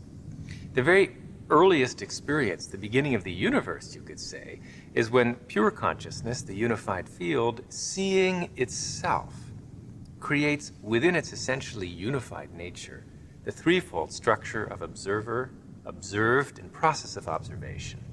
From that, at that deepest level of reality, consciousness creates creation. The observer does have a tremendous impact on what reality is all about. And because of how consciousness works for us as human beings, because of the possible effects that consciousness may have on things that are out there in the world, we can see that there is some relationship between what is observed and what the observer is doing. So if in that regard the observer has the ability to affect what is being observed, then yes, there is some way in which the observer can ultimately impact or affect the thing that you are in fact trying to look at. The problem with the observer is it the man who makes the breakthrough in quantum uncertainty, for example, Heisenberg's principle. Did a great thing when he did that, because he realized that there was uncertainty that even he couldn't observe, but only as uncertainty. And that only meant that someone else was guiding them to their own chaotic destiny. When you are not looking, electron can be here, can be there, or can be over there in the corner of this room. But whenever we look, we always find them to be in one Geiger counter. Quantum mechanics is shot through and through with certain key features. Key meaning that they're critical to what quantum effects are. They undergird the entire structure of matter and the physical universe. They are very well describable in mathematical terms, and they obey certain probabilistic laws that can be written down and seem never to be violated. And yet, they are completely beyond understanding. For instance, what we were just talking about, superposition, and the notion that something can exist in two places at once and yet be in neither of those two places. Okay, well, that's a perfectly good English sentence, I think. But you can't actually make sense out of it. And I can write an equation that basically says in mathematical terms what I just said in English, that gives the probability that if you look, you'll find the object to the left, and a certain other probability that when you look, you'll find it to the right. So that's all neat and clean, and the mathematics of it brooks no contradiction. But to say that before you look, the object is in both places and yet neither, and it isn't that when you look, like lifting a shell up in a shell game, and you know either the bead is there or it isn't there. It isn't that way. Before you take the shell up, the bead isn't under either shell, and it's also under both. And which one it ends up being, when you pick the shell up, whether the bead is there or isn't there, is not determined by anything, and doesn't actually even come into existence until the moment that you pick the shell up. It isn't that the particle is in more than one place at once. It's rather that the particle is in a situation in which questions about its position can't even be raised, in which questions about its position don't even make sense, in which asking about the particle's position has the same logical status as asking about the political affiliations of a tuna sandwich, like I said, or the marital status of the number 5. Particles. Back to particles. They're not matter, and they're not energy, they're not even in space, they're not even in time.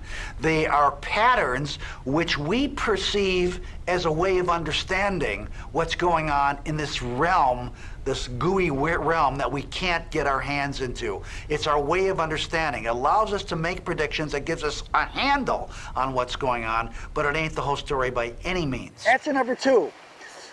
Particles aren't really what they seem to be. They're momentary manifestations, momentary poppings of this deeper imaginary realm, this wave-like realm, this implicate order, as David Bohm would say it, this quantum wavy function, as quantum physicists might talk about it, in which there is no particle. There's just this waviness which can spontaneously pop out as particles. So where do they go when they're not in particle? They're in wave world, or in the alternate universe world, where the people in that universe are asking the same question about those particles when they come into our universe. They say, where do they go?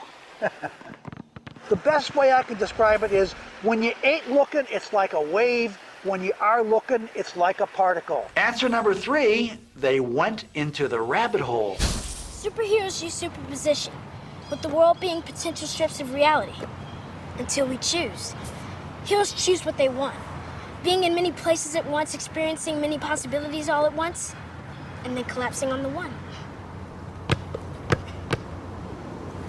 The question is, how far down the rabbit hole do you want to go? I think we love rabbit holes so much because we realize that there is a greater reality out there, and that the reality is much more akin to our dreams.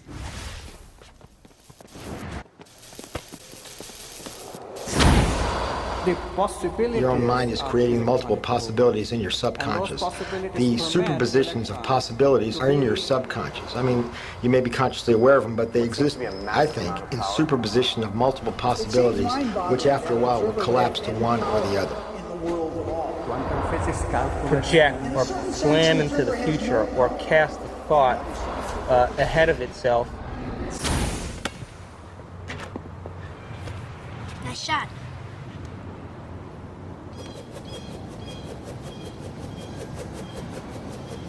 "50 years ago, we were trying to understand the electron. And for God's sakes, the thing turns out to be a wave function, okay? It's a wave. You can't localize it. You try to localize it. It really slips through your fingers. It's impossible to localize. So for a while, we got used to the fact that, okay, there are no particles ultimately. There are just waves. It's called a wave function. When you go deeper into physics and you really try to get a handle on what the wave function is, you localize that wave, and the wave slips through your fingers because the wave actually gets replaced in quantum field theory with something more abstract that doesn't even have a shape. It must be described instead as a simultaneous coexistence of all possible shapes. It's not even a self-respecting wave. It's something more abstract than that. It has slipped through your fingers again. And then when you get beyond quantum field theory to unified field theory, you try to even grasp the nature of that quantum field, which is already abstract, and you end up with something that's pure being, absolutely beyond the intellect to even describe. Pure abstractness, pure potentiality, pure existence. But the great-great-granddaddy of wacky quantum weirdness is entanglement. If time reversal symmetry destroys the notion of time, then entanglement crushes our experience of space. Two objects, two electrons created together, are entangled. Send one to the other side of the universe. Now, do something to one, and the other responds instantly. Instantly. So, either information is traveling infinitely fast, or, in reality, they are still connected. They are entangled. And since everything was entangled at the moment of the Big Bang, that means everything is still touching. Space is just the construct that gives the illusion that there are separate objects. Are we far enough down the rabbit hole yet?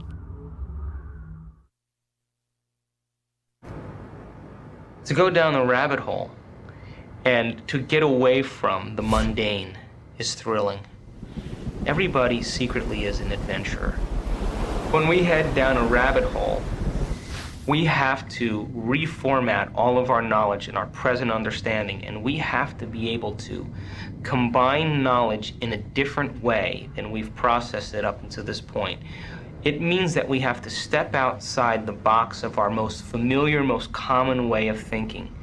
We have to begin to perceive the question or the understanding from a different point of view. And in order to do that, you have to mix circuits in the brain. It's tricky. I don't know if you want to go there. You do want to go there? So, entanglement is space separated and time separated. One way of looking very specifically at the time separation aspect, it's much easier to do this with one individual rather than two. Because who are you better entangled with than anyone? It's yourself. It's your future self that you're entangled with, and your past self. So the experiment that I developed to look at this is we wire you up typically to look at skin conductance, but also heart rate and other parameters. You will sit in front of a computer screen and you press a button, and you know that 5 seconds later you're going to see a picture. It could be a very calm picture, or it might be a very emotional picture. And it's randomly selected by the computer immediately before it's shown. So when you press the button, the future is not yet determined. So you need real precognition in order to be able to jump into the future and get it somehow. So since we're looking at your physiology, we know what happens to physiology after you see an emotional image. And we know what happens after you see a calm image. The question is, does that future experience leak into your present? Does it happen before you see the picture? And through this experiment, you can see what happens. Electrical activity of the heart, EKG. This is photoplethysmograph, which is the amount of blood in the fingertip. And respiration, breathing in, breathing out. Press the button, well, what happens to physiology? Well, if it starts rising before the image appears, it may suggest that you're about to get an emotional picture. And if it stays calm, it suggests maybe you're going to get a calm picture. So we've done this kind of experiment for several hundred people, and colleagues have run this experiment as well, and as it turns out, that is exactly what you see. People become aroused before randomly selected pictures in the future that happen to be emotional, and they remain calm before randomly selected pictures that are calm. This has been seen in heart rate changes, in skin conductance, in the brain, and basically systemically throughout the body. We are entangled with our future selves. Wormholes are topological fluctuations, really channels of communication that connect distant parts of the universe instantaneously. Even time travel is possible. The way I understand a rabbit hole is that it is a portal to another reality. Now, that could be the most banal thing in the world. You know, if I just open a door and go through it, portal means very little in that sense. But in the sense we're talking about it here, we're talking about how we access another dimension of reality. You now can see in numerous labs around the United States objects that are large enough to be seen by the naked eye, and they are in two places simultaneously. And you can actually take a photograph of that. Now, I suppose if you showed a photograph, they'd say, oh, great, here's this nice blob of colored light, and I see there's a bit of it over here, and another bit of it. So you got a picture of two dots. What's the big deal? Superposition is pre-detection. What I was speaking about in the film is post-detection. Now, under normal circumstances, a single object, once it has been detected, is in just one position. However, there are states of matter that have been created now in which objects can be in multiple positions simultaneously, not just two, but actually as many as 3,000 positions. The first of these objects were called Bose-Einstein condensates. And they are single wave functions, meaning they are single particles. But even though they're a single wave function, the wave function has multiple positions.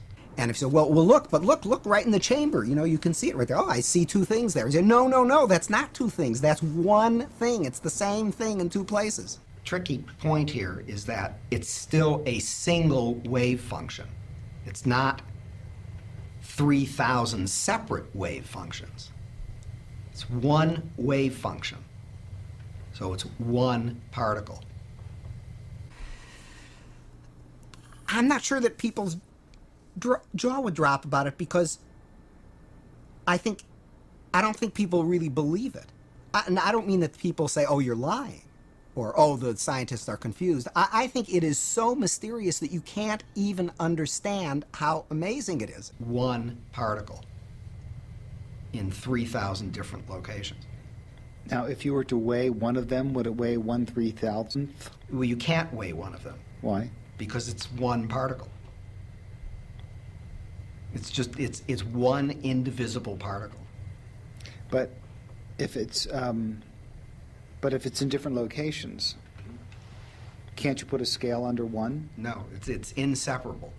It's not a set. This is the tricky conceptual part that it's not 3,000 separate parts.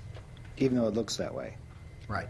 You can look at it, and I mean, you can't actually see the one with 3,000, but you can look at the simpler ones, the ones that are 2 or 3 or 4, and you can see, as I say, if you go onto the web, you'll see photographs of these.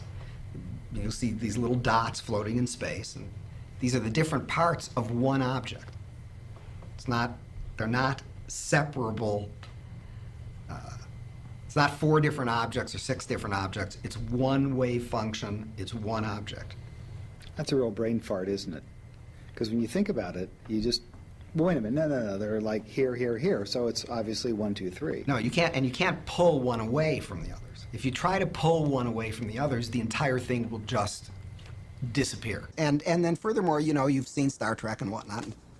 Beam me up, Scotty. Beam me up, Scotty. Get lost forever down the rabbit hole. How far down the rabbit hole do Be you... in the mystery. So it all seems sort of oh, well, what does that really mean? But you've got to really stop and think about what that means, that it's the same object and it's in two places at once. And people tinker in the lab and they get angry about things and they have lunch and they go home and they lead their lives just as though nothing utterly astounding is happening, because of course that's how you have to go about it. And yet there is this completely amazing magic sitting right in front of your eyes.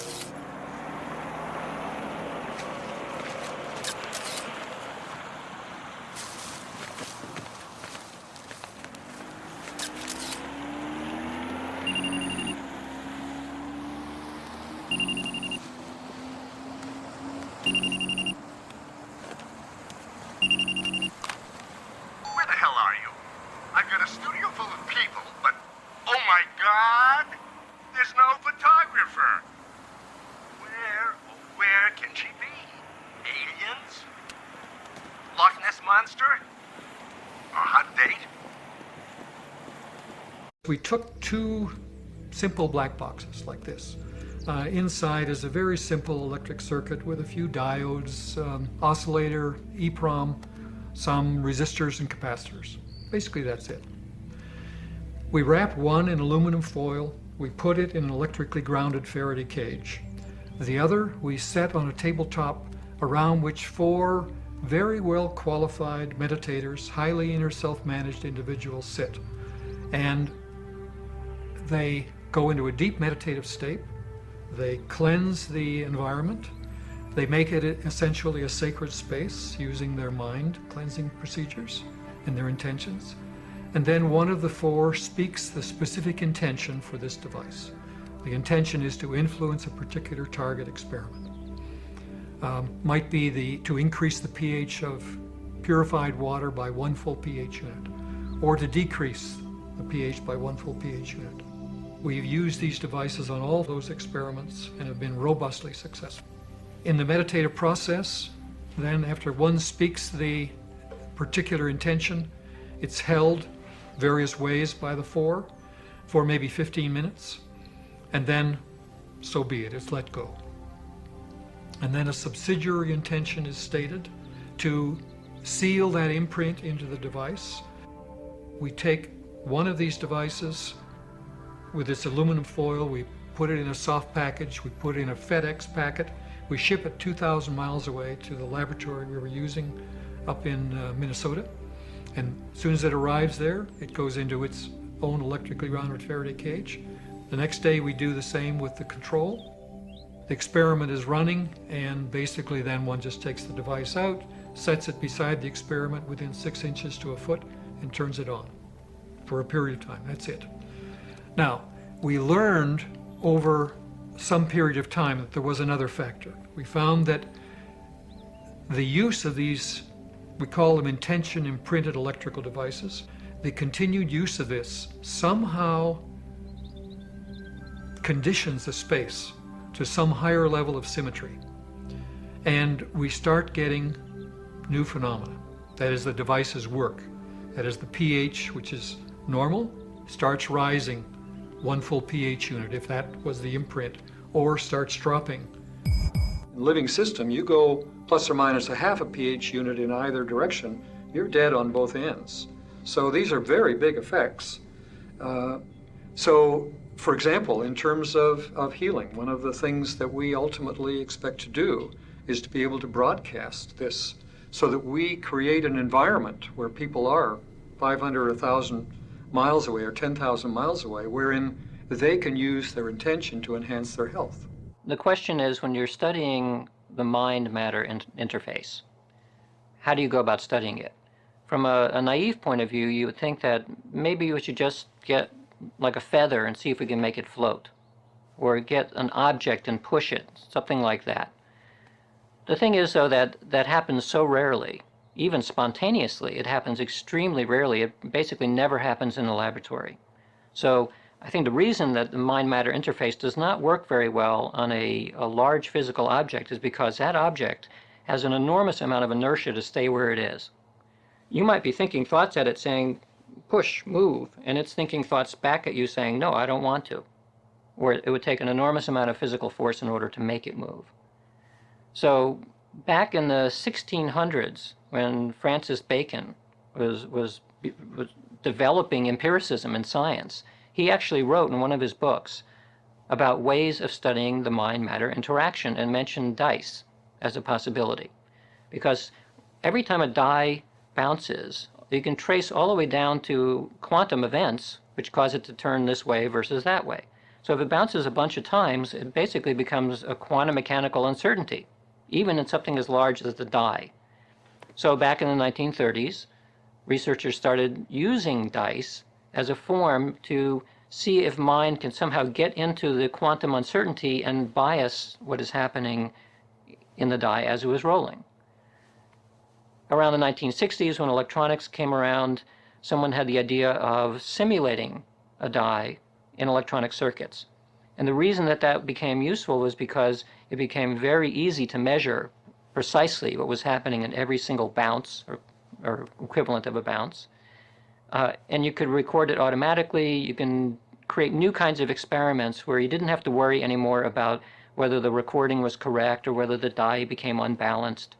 So random number generators, modern versions of it, were created as a refinement of techniques that had been used in the laboratory for many, many years. And could you go over some of your findings on that? One type of random number generator experiment that's been conducted many, many times, hundreds of times, over the past 4 decades or so, since around the 1960s, has been a random generator that only produces sequences of random bits, zeros and ones, like flipping coins. And you would simply ask somebody to press a button, it would produce 200 bits. And you would ask them to say, well, try to make it produce more 1 bits than 0 bits. And when you take the entire body of literature, all of the hundreds of experiments that have been done, you can ask a single question.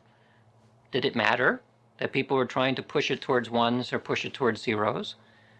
And the overall answer is yes, it does matter. That somehow intention is correlated with the operation, with the output of these random number generators, such that if you wish for more ones, somehow the generators produce more ones.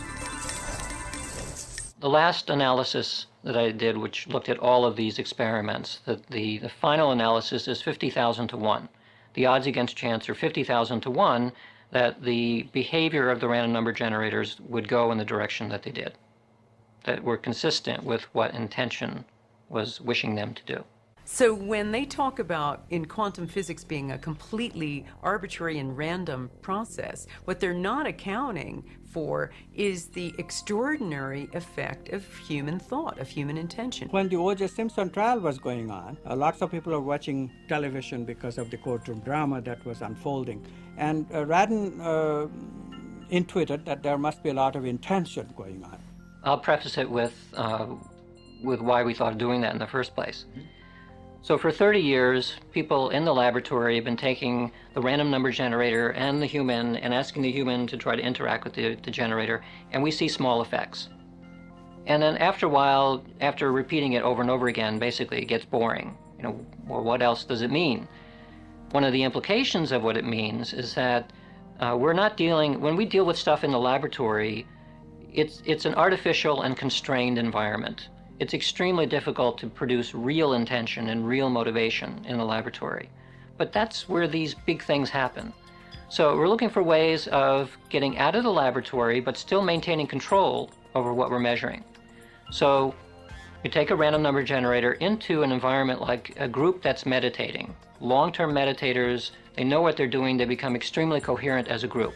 And I'm thinking, well, that would be a good place to take a random number generator, because maybe their intention is infiltrating out into the environment and creating a form of order, mind order, that would be reflected in matter.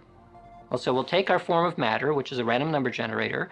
We know how to look for order in these things, because the only thing that can happen in a random number generator that's unusual is to become less random. So we use statistical ways of detecting that. And sure enough, my colleagues, Roger Nelson, Dick Bierman, many others around the world have taken random number generators within groups that are doing coherent things, and sure enough, the random number generators become coherent. So the matter becomes ordered. And then they started thinking, well, what would happen if we're not dealing with groups of a couple dozen, but with hundreds of millions of people, all of whom had their attention focused suddenly on something. And as it turned out, that about a month from the time I had that thought was going to be the reading of the O.J. Simpson verdict.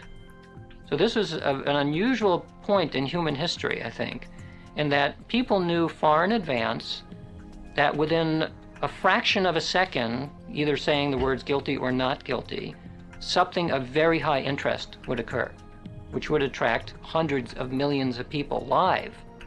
So I figured, okay, we have to do this as an experiment then. I had 3 random number generators running in my lab, and I asked a colleague to run a generator in Amsterdam and another in Princeton. We have 5 random number generators going. I figured it's kind of a worldwide effect. Maybe we would see a change in the generators as we approached that moment in time when the verdict was read. So we ran the generators, afterwards evaluated the results, and sure enough, we saw a spike with odds of 1,000 to 1 actually 2 places. One was when the camera switched from outside the courthouse to inside the chambers. There was like a huge rise of attention, which was reflected in the random generators. And then at the moment that the verdict was read, there was this large spike of coherence in all 5 generators at once. So this was taking an idea that we had seen in the laboratory and scaling it up to the world at large, and it appeared to work. This leads naturally to wonder, are people affecting the world of reality that they see? You betcha they are. Every single one of us affects the reality that we see, even if we try to hide from that and play victim. We all are doing it. Just tell me where you are. Okay, good. But hurry, will you please, because these models are giving me a headache. 10 minutes.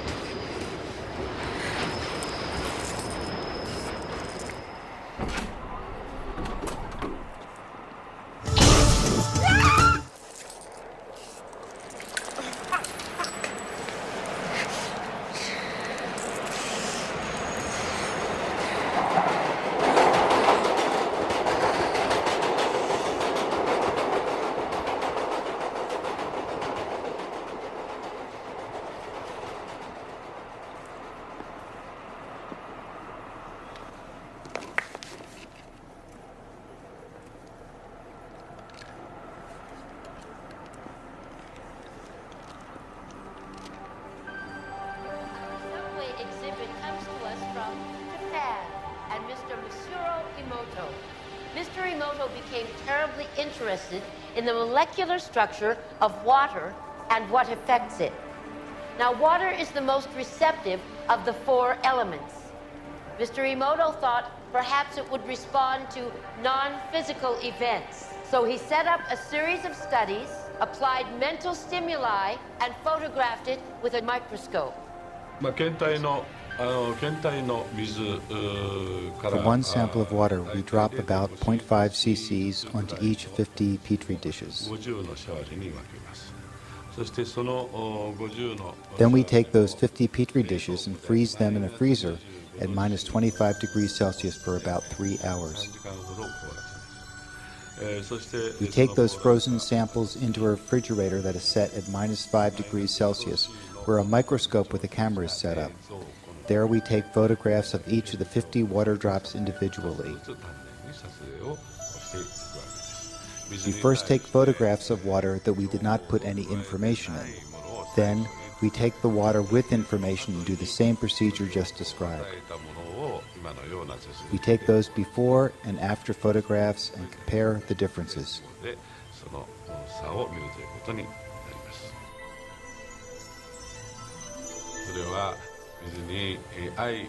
When we projected the feeling of love and thanks to water, it made the most beautiful crystal.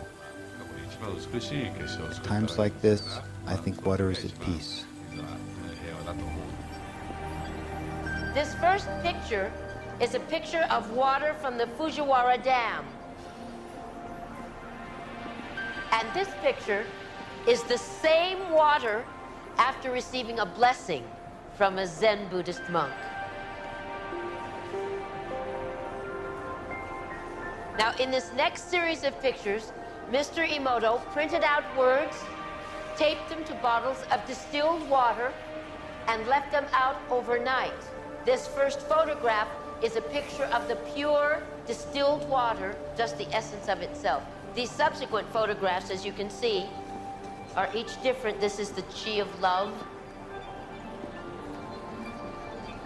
And we move along here to thank you. And you can see where he taped that to this bottle here. But if you read Japanese, you already knew that. Now, Mr. Emoto speaks of the thought or intent being the driving force in all of this. The science of how that actually affects the molecules is unknown, except to the water molecules, of course. And it's really fascinating when you keep in mind that 90% of our bodies are water.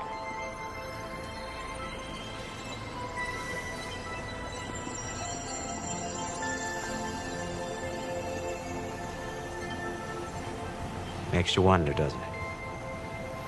If thoughts can do that to water, imagine what our thoughts can do to us.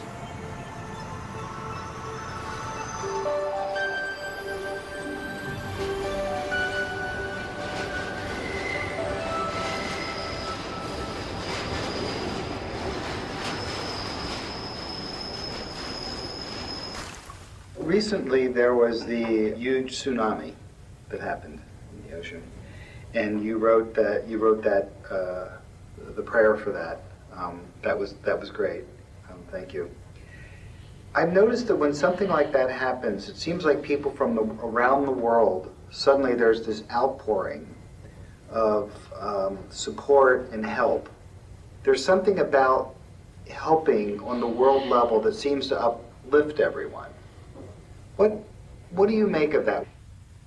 やはりその過去もう10年ぐらいの間にいろんなところで実験を Through my 10 years of research, I have been visually sending the message to people all over the world that people's prayers and thoughts can affect reality no matter where they are.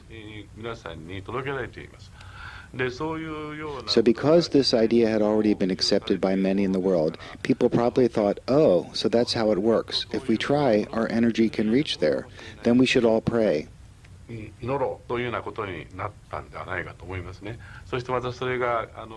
this is the reason why there are no great outbreaks of infectious disease as a result of the tsunami disaster. With the repetition of similar actions, people may start regaining faith in prayers. Therefore, in other words, there may be more disasters, be it natural or man-made, that would create more casualties along the way. Through these experiences, more people may be able to perceive these problems as their own, that they are all responsible as well. 自分のこととして考えるようになっていくんではないだろうかというふうに思います。 We really learn to love that these particular problems of separateness would just disappear, like a flimsy mist when the morning sun comes about. So we do the O.J. Simpson thing, and we have an amazing result. A number of years go by, and more of us are getting interested in this thing. This kind of idea of taking random number generators and seeing whether we can detect the world reacting to it. So an unhappy event occurred where Princess Di died in an accident. And somewhat similar to the O.J. thing, everyone knew a week in advance that there was going to be a live broadcast of the funeral. And this was such a shock around the world that we knew that it would probably attract something like 1 billion viewers live. So in this case, we had 12 colleagues, each of whom had a similar kind of random number generator around the world, and we all got together and recorded data before, during, and after the funeral, and came up with a formal test to see whether or not there was a deviation in the generators, and as it turned out, there was a significant deviation among all of these generators around the world. Another year or so goes by, and we start thinking, you know, these one-shot experiments are interesting, but we're going to miss things that happen spontaneously. Like it would have been interesting to know what would have happened when the first news broadcast went out that Princess Di had died. So this generated the notion of the Global Consciousness Project, which is headed by Roger Nelson at Princeton.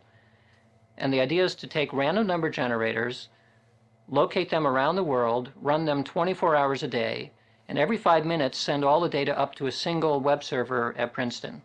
So we have a continuous record, and we've had it now for 8 years, a continuous record of randomness from around the world. We have data now for two kinds of events, two basic types of events.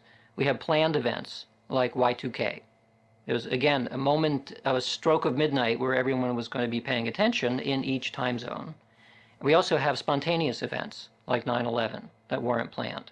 But we're able to look at all of them now in terms of what happened to this randomness, this physical measure of randomness around the world, when a lot of minds suddenly became focused on something. And the short story of this is we have hundreds of events now, both planned and unplanned. And it is very clear that overall, the randomness is not as random as it ought to be, by theory, when these events are occurring. Large-scale events that attract a lot of attention create a certain mental coherence, which seems to be reflected in what's going on in random generators around the world. So that's one thing of interest. The second thing of interest is, and we noticed this first when 9/11 occurred. We analyzed it very closely to see what was happening. There were 37 random generators running that day. If you go into the data and you look at it over the course of the day, 9/11, you find a very unusual statistical structure in the data. You find a 6 standard deviation change. It's as though, if you think about the results of this experiment like a bell shape, we're constantly recreating a bell-shaped curve. That's what the statistics look like. And we're interested in, how does the bell ring? How does it swing? How does it vibrate over time? That's the way that a way of thinking about the statistic. On 9/11, the bell rang extremely loud. It swung hard in one direction and it swung hard in the other direction, basically. And then we thought, well, that's unusual. So we compared it to other days. We started comparing it to more and more days around 9/11, and it turns out that 9/11, within the year 2001, was the loudest ringing of the bell. Well, it was probably also the most focused day of attention for 2001 and maybe since then. The other thing that was interesting is that the bell started to swing before 8:30 in the morning Eastern Time. It began to swing noticeably before the events unfolded, which suggested something like a premonition. There was something beginning to build statistically that then basically exploded at them when the events unraveled, but something was a premonition. One of the most interesting experiments with random event generators occurred when it was really out of time. Some of the Princeton investigators and some of the other ones decided that they would try to see whether or not you could affect a random machine after it had run. So they converted it, instead of having a computer with a visual screen, they had a computerized situation that was audio tapes. And they had it with clicks in the left ear and clicks in the right ear. And they already played this with nobody listening to it, so that it already ran. They put that in a vault, and they then gave the tape, the already run tape, to a participant and said, take it home, I want you to listen to it, and I want you to make more left ear clicks than right ear clicks with it. Send your intention to it. So the person did. They handed back the tape, and they played it, and lo and behold, and they played the one in the vault too, and they discovered that they were both the same, and they both had more left clicks than right clicks. So what was going on here? Well, it wasn't as though the person who was the participant had actually affected it at the moment he was listening to it. His thoughts and his attention had moved back down the timeline and affected it at the moment it was generated. Most people don't affect reality in a consistent, substantial way because they don't believe they can. Cannot believe people who say that none of this is so. None of this is so is relative to them and their following. What would you rather choose? That it isn't so, or it is so? And who bags the truth? Who holds the bag of truth? Someone out there that's saying this is impossible, or somebody out there that said absolutely is? Who holds the bag of truth? We do. I like the placebo effect because it has to do with a person's acceptance. It's really what it's about. For example, they took these group of people that had Parkinson's disease, and in Parkinson's disease, there's a problem in the brain with making dopamine. There's a little nuclei called a substantia nigra that stops making dopamine. And of course, when there's no dopamine, the body starts to respond differently. We have musculoskeletal problems. We have tremors, and what's called intention tremors, or we have, foot shuffling, or we have pill rolling. And these are muscular actions that supersede our voluntary control. We can't control those. So they took a group of people that had Parkinson's disease, and they said to them, now listen, we have this injection. It's going to make you better. Well, 50% of the people that got the injection all of a sudden lost all their motor dysfunction. In other words, they weren't pill rolling, they weren't shuffling their feet anymore, they didn't have intention tremors when they were grabbing for objects. So the doctor said, well, that's a great example of a placebo, it's all in your mind. But when they checked the dopamine levels that were produced in the brain, the interesting thing that happened was that the brain started making dopamine because they accepted that they were well. In other words, their thought that they were well allowed them to begin to be well. And if you're being well in the quantum field, the observer has to supply the chemistry to match who you're being. The issue of whether we do a detailed statement of intention, or if we do it in such a way that we leave it open for the universe to find a way to do it. Generally, it's the latter. Certainly for the water, it's the latter. For example, one of the 4 sitters, meditators, thinks of it when the intention is red and is to increase the pH. The person visualizes a thermometer and it's going up. That's it. Okay, so each uses its own visualization. But in this particular case, then, it's just a pure intention, and the intention seems to act like a true thermodynamic potential, every bit as much as pressure and temperature, and the universe, that thermodynamic driving force, if you'll call it that, of intention, then acts on the available processes. And those processes do their thing, and the effect happens. Well, we do create our own reality. All the time, have always done so. But the type of reality that we create, with all its limitations and its suffering, disease, lack, accidents, vicissitudes of various kinds, that mirrors the consciousness that we express through. So we are creating our own reality every day, though we find that very hard to accept. There's nothing more exquisitely pleasant than to blame somebody else for the way we are. It's her fault or his fault, it's the system, it's God, it's my parents, it's the state, whatever. But in quantum physics, we're brought back to reality. Whatever way we observe the world around us is what comes back to us. And the reason why my life, for instance, is so lacking in joy and happiness and fulfillment is because my focus is lacking in those same things exactly. Now, what we're talking about here in creating our own reality is not something killy like that. We're talking about what is deeply and fully accepted in my being about life. That slowly manifests itself every day. So if I go into a grocery store and I want to manifest a $100 bill to pay for my groceries, I'm not talking about that. I'm talking about something that's much more slow to come into manifestation. But certainly the life that we experience, if we're victims, we should ask ourselves, have I a victim mentality?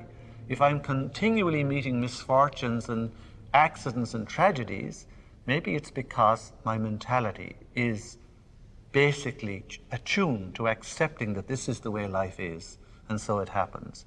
Now, why can I not achieve those things? Fundamentally through lack of focus. The average person loses their attention span every 6 to 10 seconds per minute. When one wants to focus intent, you want to be a singleness of mind. That's why some of the old occult teachings teach people to focus on a flame, a match flame, in fact, so that you learn to bring your attention into a very sharp channel so that the energy density becomes greater. To create something like a $100 bill or a gold coin in my hand demands that I have to have absolute control of my thoughts and absolute acceptance that it will happen.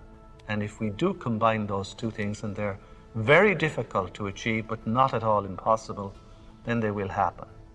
Skeptics will laugh and scoff at that, but again, time is on our side, and science, I think, is also on our side because it's showing us more and more that this is in fact how reality behaves. It is absolutely attendant upon a thought that is fully and deeply felt and accepted. The mind is structured in layers, just like the universe is structured in layers, from superficial to profound. And if we use the mind at a very superficial level of ordinary thought, we have very limited power. We can barely move a speck of dust across a tabletop without using our hands. So weak can consciousness be. But at the deepest level of consciousness, consciousness creates universe.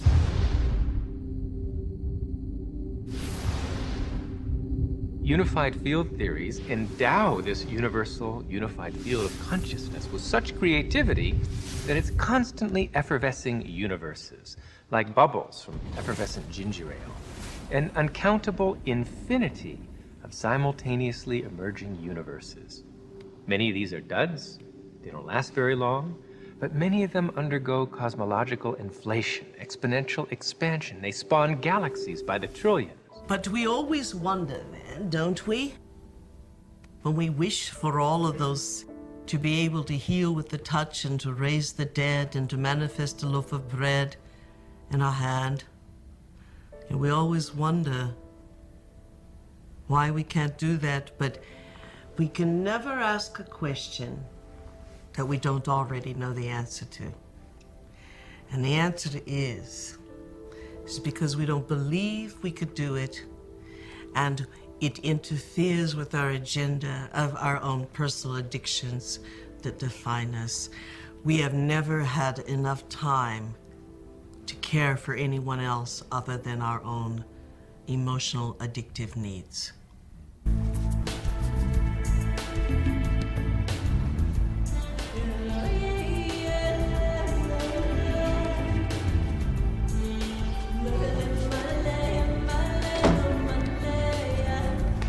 Hey, how was the shoot?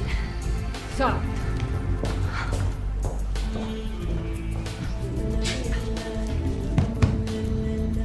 Your boss called.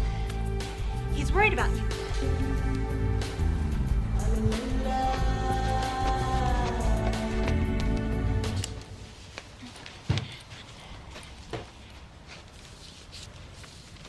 Amanda, I want to thank you for letting me stay here. I know I'm a bit much sometimes and that it's been tough after Bob and all. And you've just been so wonderful. I mean, I make a mess and, well, I clean up afterwards, but it's not really your style.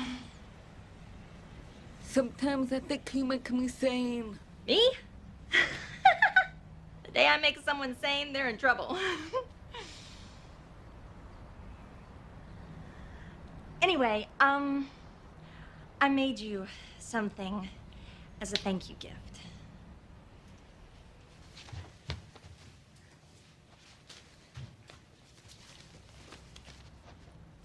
Open it.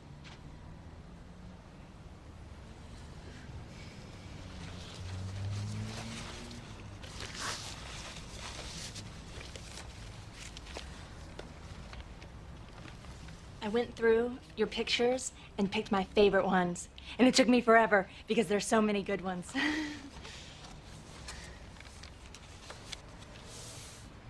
This. That's for all the wonderful photos you will be taking.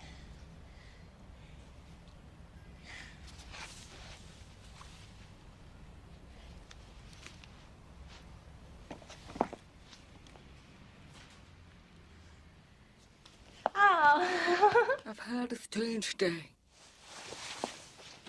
Thank you.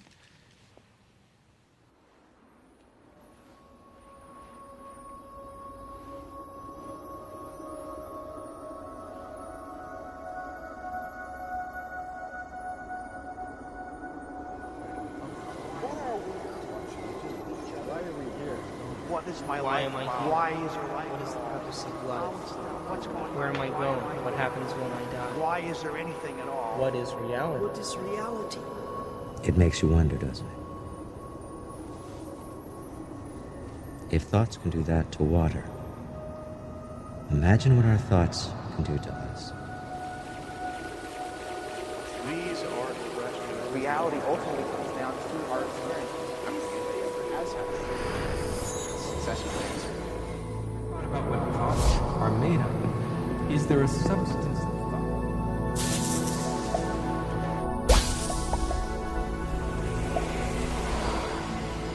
This is a dream that I'm dreaming. Just as in a dream, you dream different characters can emerge and come out to you and talk to you and meet you and so forth. It's possible to go to another level of dreaming where you can become each of the characters that you dream. Go backward and Who forward. could you be if you weren't in your body? Well, would time matter at that point, or did we just solve it? Would time go backwards? Could we go We backwards? can go backward and forward in time. Time is relative. Goes backwards in time, and then forward in time. To Time was not bring absolute. quantum information. Time reversal symmetry. Of course, we can go backward and With forward in random time. generators occurred when it was really realities in a quantum field existing simultaneously. The actual event of experience. There literally are different worlds in which we live. There's the macroscopic world that we see. There's the world of our cells. There's the world of our atoms. There's the world of our nuclei. These are each totally different worlds. They have their own language. They have their own mathematics. They're not just smaller. Each is totally different, but they're complementary. Because I am my atoms, but I am also my cells. I'm also my macroscopic physiology. It's all true. They're just different levels of truth. The deepest level of truth uncovered by science and by philosophy is the fundamental truth of unity. At that deepest subnuclear level of our reality, you and I are literally one. This gradually led into some notions that there was an invisible connection between everything. Physicists give this a name. They call it entanglement. As Einstein put it, he didn't believe that quantum mechanics could be true because it required that there be spooky action at a distance. That's why Einstein hated quantum mechanics. I mean, he said exactly that. If quantum mechanics is true, then there is no more science. The famous thought experiment in a paper written by Einstein, Podolsky, and Rosen in the 1930s, which drew out, it was an attempt to defeat quantum mechanics. It was an attempt to show that quantum mechanics was ludicrous. They very, very cleverly drew out one of the implications, which was not appreciated at the time, which was that if a particle, you can arrange for two particles to be created simultaneously, like a particle and its antiparticle, and you shoot them off in opposite directions, but they're in a superposition. It's two particles, but they're in a superposition, and they're in a superposition such that one state is this one up and the other down, and the other state is the reverse, this one up and this one down. And those are its two states, and it's in both of those states simultaneously, so it's a so-called two-particle state. It isn't that it has four states, it only has two states, this and this. Now something comes along and bumps the left-hand one and causes it to go into one of its two possibilities. It has two possibilities, either up or down. Let's say it goes up. Well, then it means that the other one must be down. And these particles can be 3 feet apart, or 2 miles apart, or in two different galaxies. And yet their states will be instantaneously correlated. So, in that very specific sense, the question as to whether there's a kind of feedback between quantum events and matter itself, the uncertainty is that it's tighter than a feedback loop. It's that fact is simply woven into the fabric of the entire universe, of every material bit of the universe.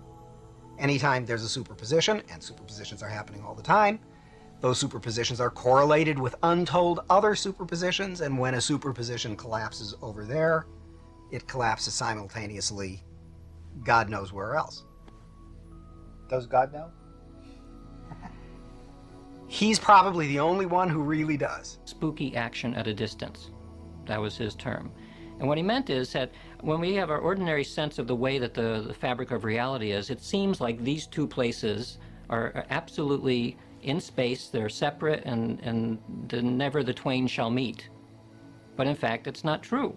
At some deeper level that we can't see with our eyes very clearly, two places in space are the same.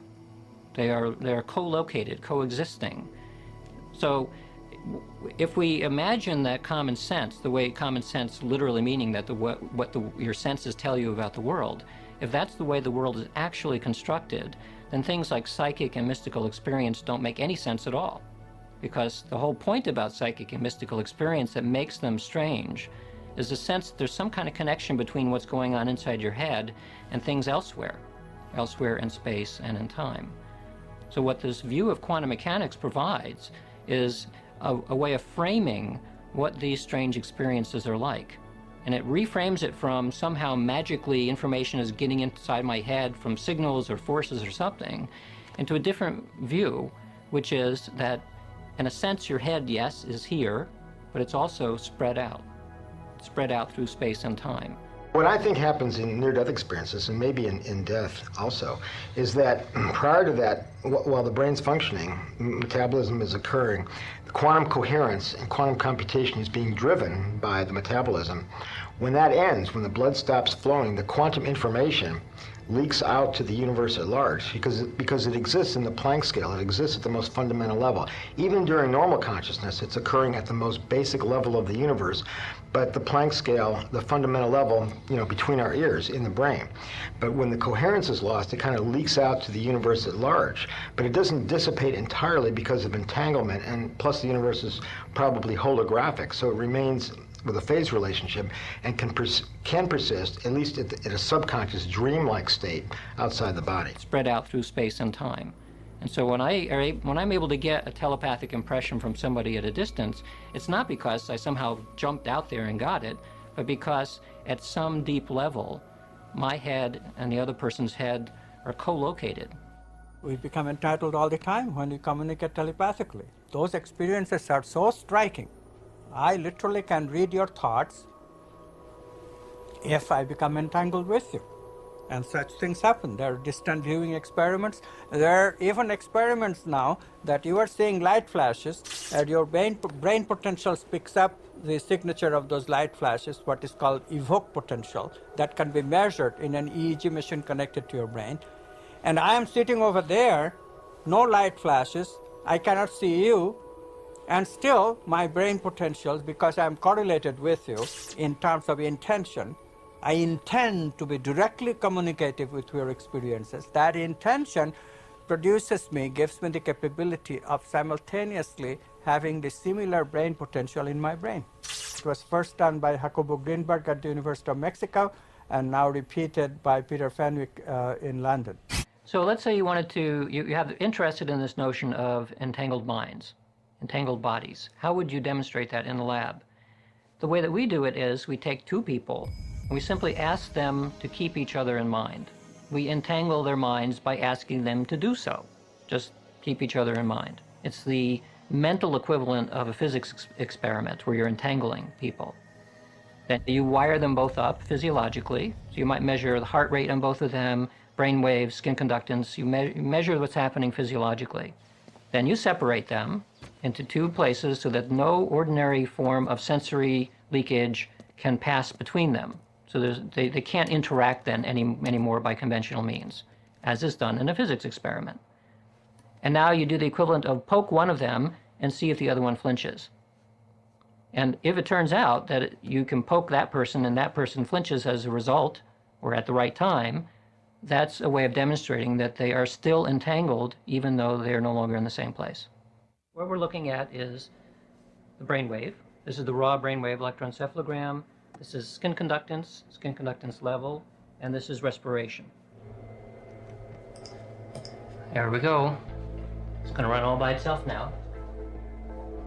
They had wired me up and locked me in this room, a massive multi-ton Faraday cage used by the military to isolate sensitive defense computers.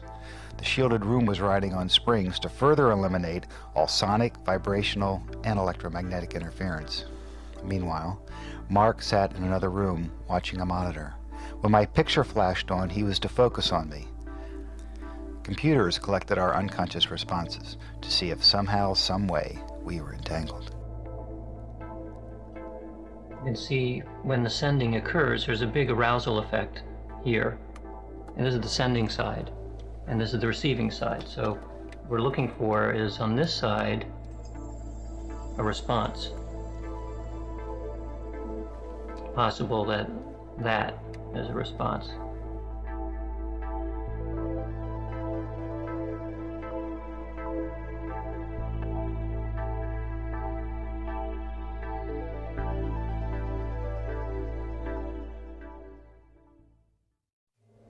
I'm pulling the data from these computers into this one, where I'll be able to do the analysis. We ran a session with a sender and receiver. The sender is the red line, the receiver is the blue line. Beginning of the stimulus is here at 100, and the end is at 200. So what we're looking at is 10 seconds before the stimulus itself, and then 10 seconds after the stimulus in each case. So here we're finding the skin conductance relaxing and then meandering. The stimulus occurs and there's a big reaction in the sender, which is what we would expect. And what interestingly, here's the receiver relaxing, the stimulus occurs and suddenly starts relaxing a lot quicker and gets to the end of the period and stops relaxing. So this is somewhat unusual in that you wouldn't expect skin conductance to suddenly drop. But actually, I did an analysis to see whether this is a meaningful drop, and it turns out that it is. Significantly faster drop than you would expect by chance. So that's kind of unusual. So on average, I would say that looking at this one session with two people, it looks like the receiver is responding to what the sender was trying to do, to mentally connect. In a large-scale experiment, we would do many sessions like this. We might be doing 30 or 40 sessions like this and then combine all of the data together to see whether we're dealing with something which is true on average. But that's the result of this experiment. A colleague of mine, Alex Wendt, is a sociology professor at Ohio State University, and he's writing a book on the premise that quantum consciousness exists and there's subconscious quantum entanglement between people.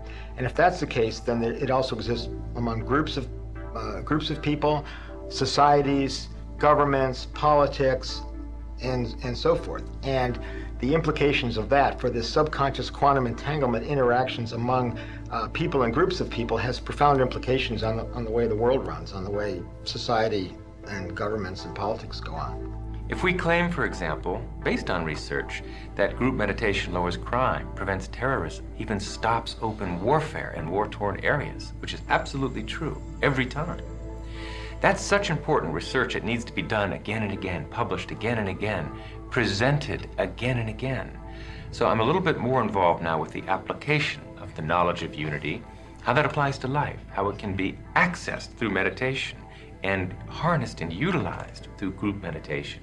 At the end of Entangled Minds, I take 5 or 6 classes of experiments that I've created or that I've analyzed to come up with a single number of the odds against chance for telepathy in the conscious state, in the dream state, for entangled minds and bodies, for mind-matter interaction, for those classes of experiments, which is roughly 1,500 experiments. And the overall figure is 10 to the 104 to 1. So that's a big number.